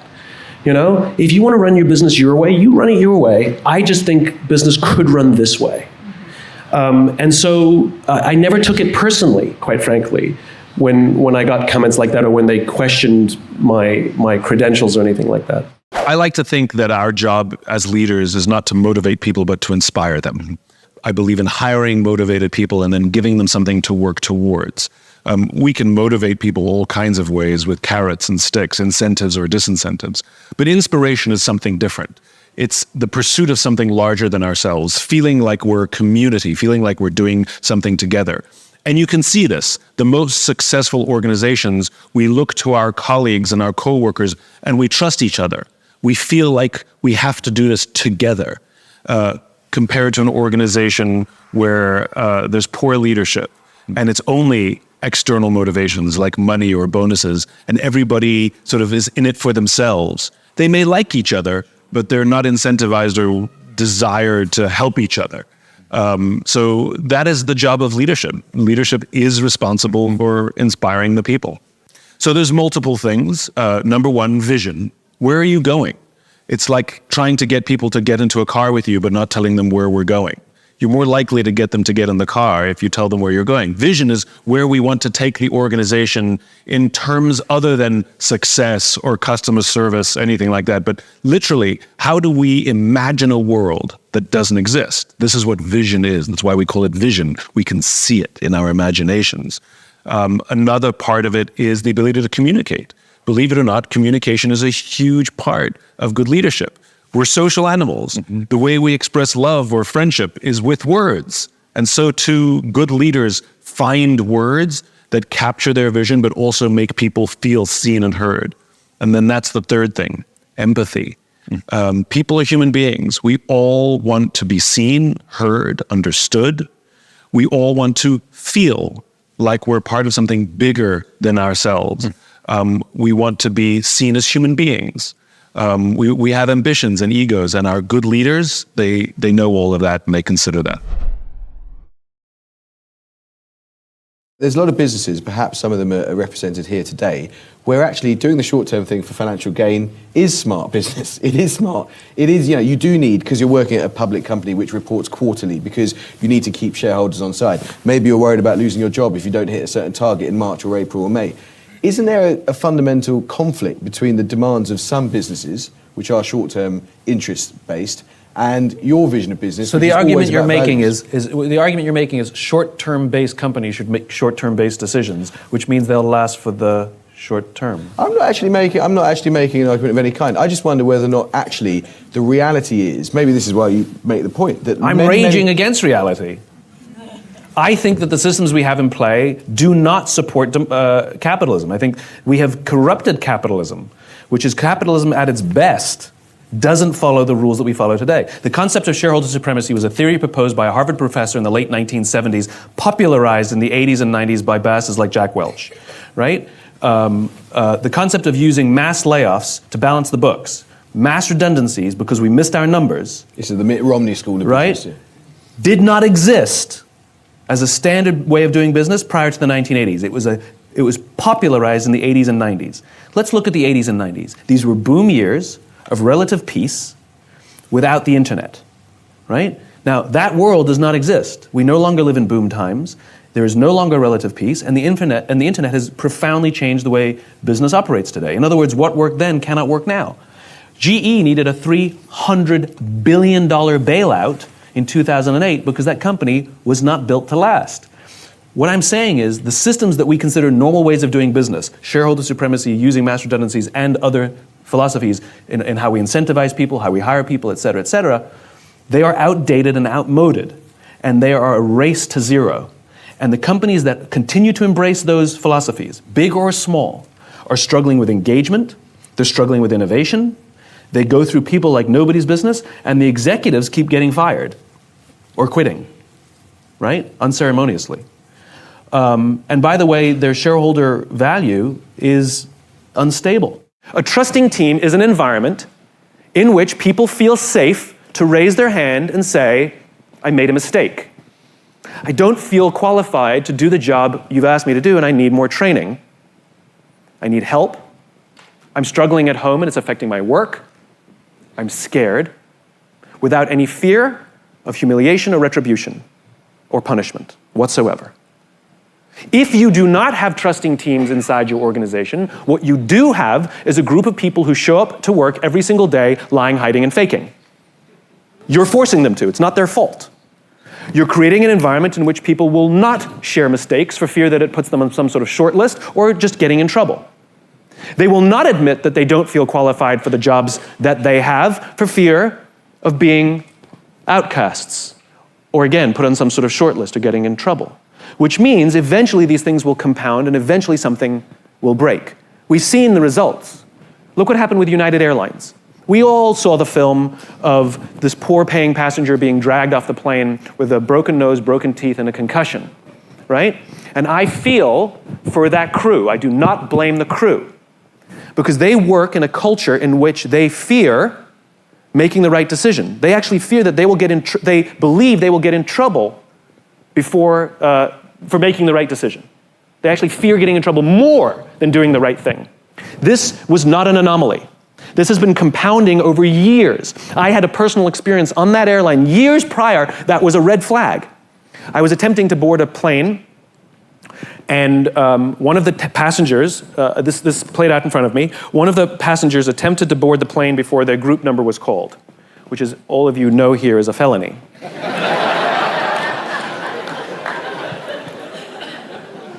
And that is exactly how the gate agent treated him. Step aside, sir. I haven't called your group yet. Please step aside and wait till I call your group, is how she talked to a paying customer. So I spoke up. I said, why do you have to talk to us that way? Why can't you talk to us like we're human beings? And she looked me in the eye and said, sir, if I don't follow the rules, I could get in trouble or lose my job. What she revealed to me is that she does not feel safe in her own organization, and her leaders do not trust her to use her own judgment, and they do not trust her to do the job for which she's been trained to do. And guess who suffers? Customer and company. The reason we love flying Southwest Airlines is not because they have some magical formula to hire the best people. It's because the people there feel safe in their own organization. They're entrusted to use their own judgment and do the jobs for which they've been trained to do. If you have an excess of bureaucracy in your organization, and I have worked in the university system, and I feel for the people who abuse me when I go get my ID, because they fear getting in trouble more than using judgment. That is a cultural problem. I do not blame the person. Human beings are social animals and we respond to the environments we're in, and ultimately it is the leadership that is responsible for setting the environment. Get the environment right, you get trusting teams. Get the environment wrong, you are forcing people to protect themselves from you. If you work in an organization where it is standard practice for people to feel the need to send a CYA email after every decision they make, cover your ass, that is a sign that they feel that they have to take time and energy out of their day away from doing their jobs in order to protect themselves from you. If you work in an organization where it is standard practice for people to feel the need that they have to keep a folder of all the good things they've ever done, just in case they need it, It is a sign that they feel that they have to take time and energy away from advancing the just cause in order to protect themselves from the organization. That's what you get. If they feel safe, all of their energy goes to advancing the just cause. Always. So I'll tell you another story. It's a personal story. It's not one that I share very often. And it profoundly changed the course of my life. In August of 2011, I had the opportunity to visit Afghanistan with the United States Air Force. I had done some work with the mobility forces. These are the people that fly the tankers and the cargo planes and Air Force One, all the big planes. And the general said to me, Simon, you've gotten to know us quite well. It would mean a lot to me if you would go to either Iraq or Afghanistan to see our men and women perform their mission. Would you be willing to go? So I said yes. They picked Afghanistan. Now, I didn't tell my parents where I was going because I didn't want them to worry. I told them I was going away with the Air Force, true. I told them I was going to be out of touch for a while because I was going to be on a lot of planes, true. I told them I was going to Germany, true. I just didn't tell them from Germany I was going to Afghanistan. And I had no responsibility. I was simply going as an observer. I had 2 officers who were assigned to be my escorts, and we met basically for the first time at Penn Station in Philadelphia, where we drove to Dover Air Force Base, where we would leave for Germany. We took a big C-5 cargo plane. In Germany, we changed planes, and we got on a KC-135 tanker built in 1956. I was on a plane built in 1956. Where we flew to Bagram. We landed in the middle of the night. We touched down, and the big door on the side of the plane had opened, but we hadn't gotten off the plane yet. We'd been on the ground for maybe 10 minutes, and the base came under rocket attack. 3 rockets hit 100 yards off our nose. This is how my trip began.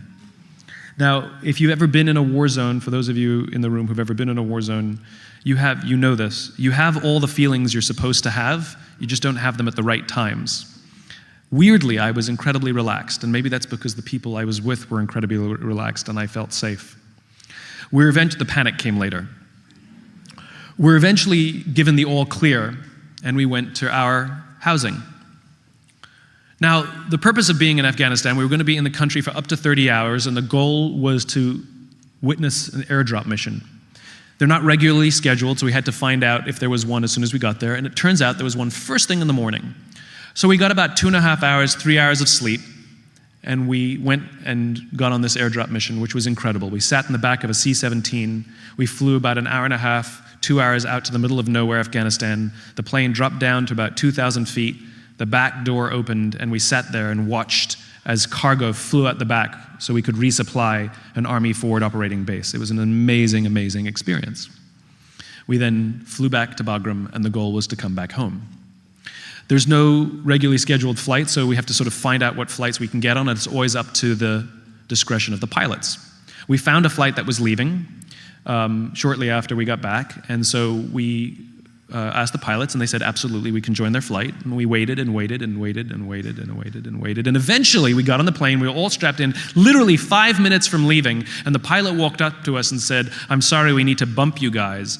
We need to make more room for stretchers. It was carrying wounded warriors out of theater, and they needed our space. If there's ever a good reason to get bumped off a plane, this was it. So we got off the plane, and we went to look for another flight. And that's when we found out there were no other flights until Tuesday, and this was only Saturday. I was going to get stuck in Afghanistan for at least 4 days, maybe longer, because we don't know what we're going to get on Tuesday, and I have no way of telling my parents. They're not going to hear from me on the date that I told them that I would get home. Immediately, every fiber of my being sank. And I remember becoming completely panicked and completely preoccupied with one thing: my happiness, my safety, and my comfort. And I didn't care who had to go out of their way to get me what I wanted. I remember there was a public affairs officer who said, I can get you to Kyrgyzstan, but you don't have the right visa. And I looked at him and I said, you get me on that plane. I don't talk to people like that. And I could see myself becoming this person that I hated. Some of us in the room have worked for somebody in our careers who wants the next promotion, and they don't care that they have to turn our lives upside down so they can get what they want. I was becoming that person. We went back to our housing, and I lay down on the bed and closed my eyes. My mind was racing. I was convinced that there would be another rocket attack on the base. I was convinced that I was going to get hit. I was convinced that my parents were going to find out that I was in Afghanistan when an Air Force officer knocks on the door. I was convinced. Paranoia, fear, everything that you can imagine swept over me. One of the officers that I was traveling with said, "I'm going to see if I can get us on another flight," and he left the room. The other officer, thinking I was asleep just because my eyes were closed, said, "Well, I'm going to go to the gym then," and he walked out and turned off the lights for me. I couldn't sleep. My mind was racing. All I wanted to do was get out of there. I regretted saying yes. I regretted being there. I didn't want to be there. I'm in the purpose business. I write and talk about this sense of why and sense of purpose in our lives. So I started to remind myself, Simon, you need a purpose. You don't have a purpose. You need a purpose. So I started inventing one. You're here to tell their story. It worked for like a few minutes, and then I would slide back into my fear and panic again.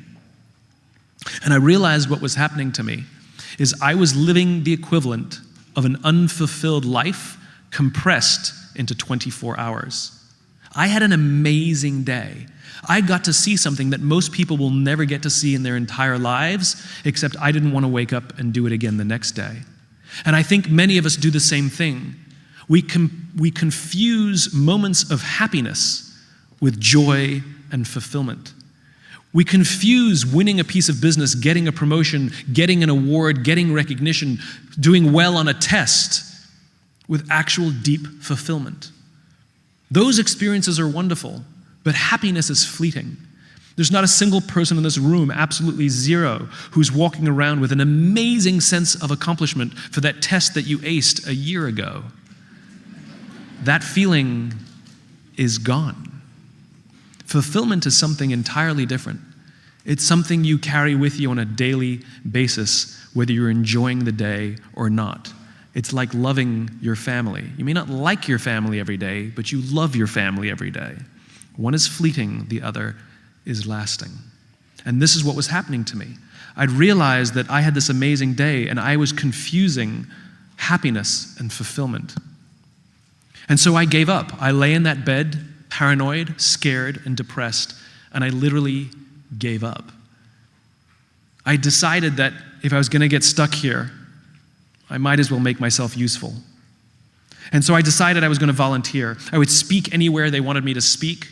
I would carry boxes and sweep floors. All I wanted to do was serve some of those amazing people that I'd met on this trip. I wanted to serve those who served others.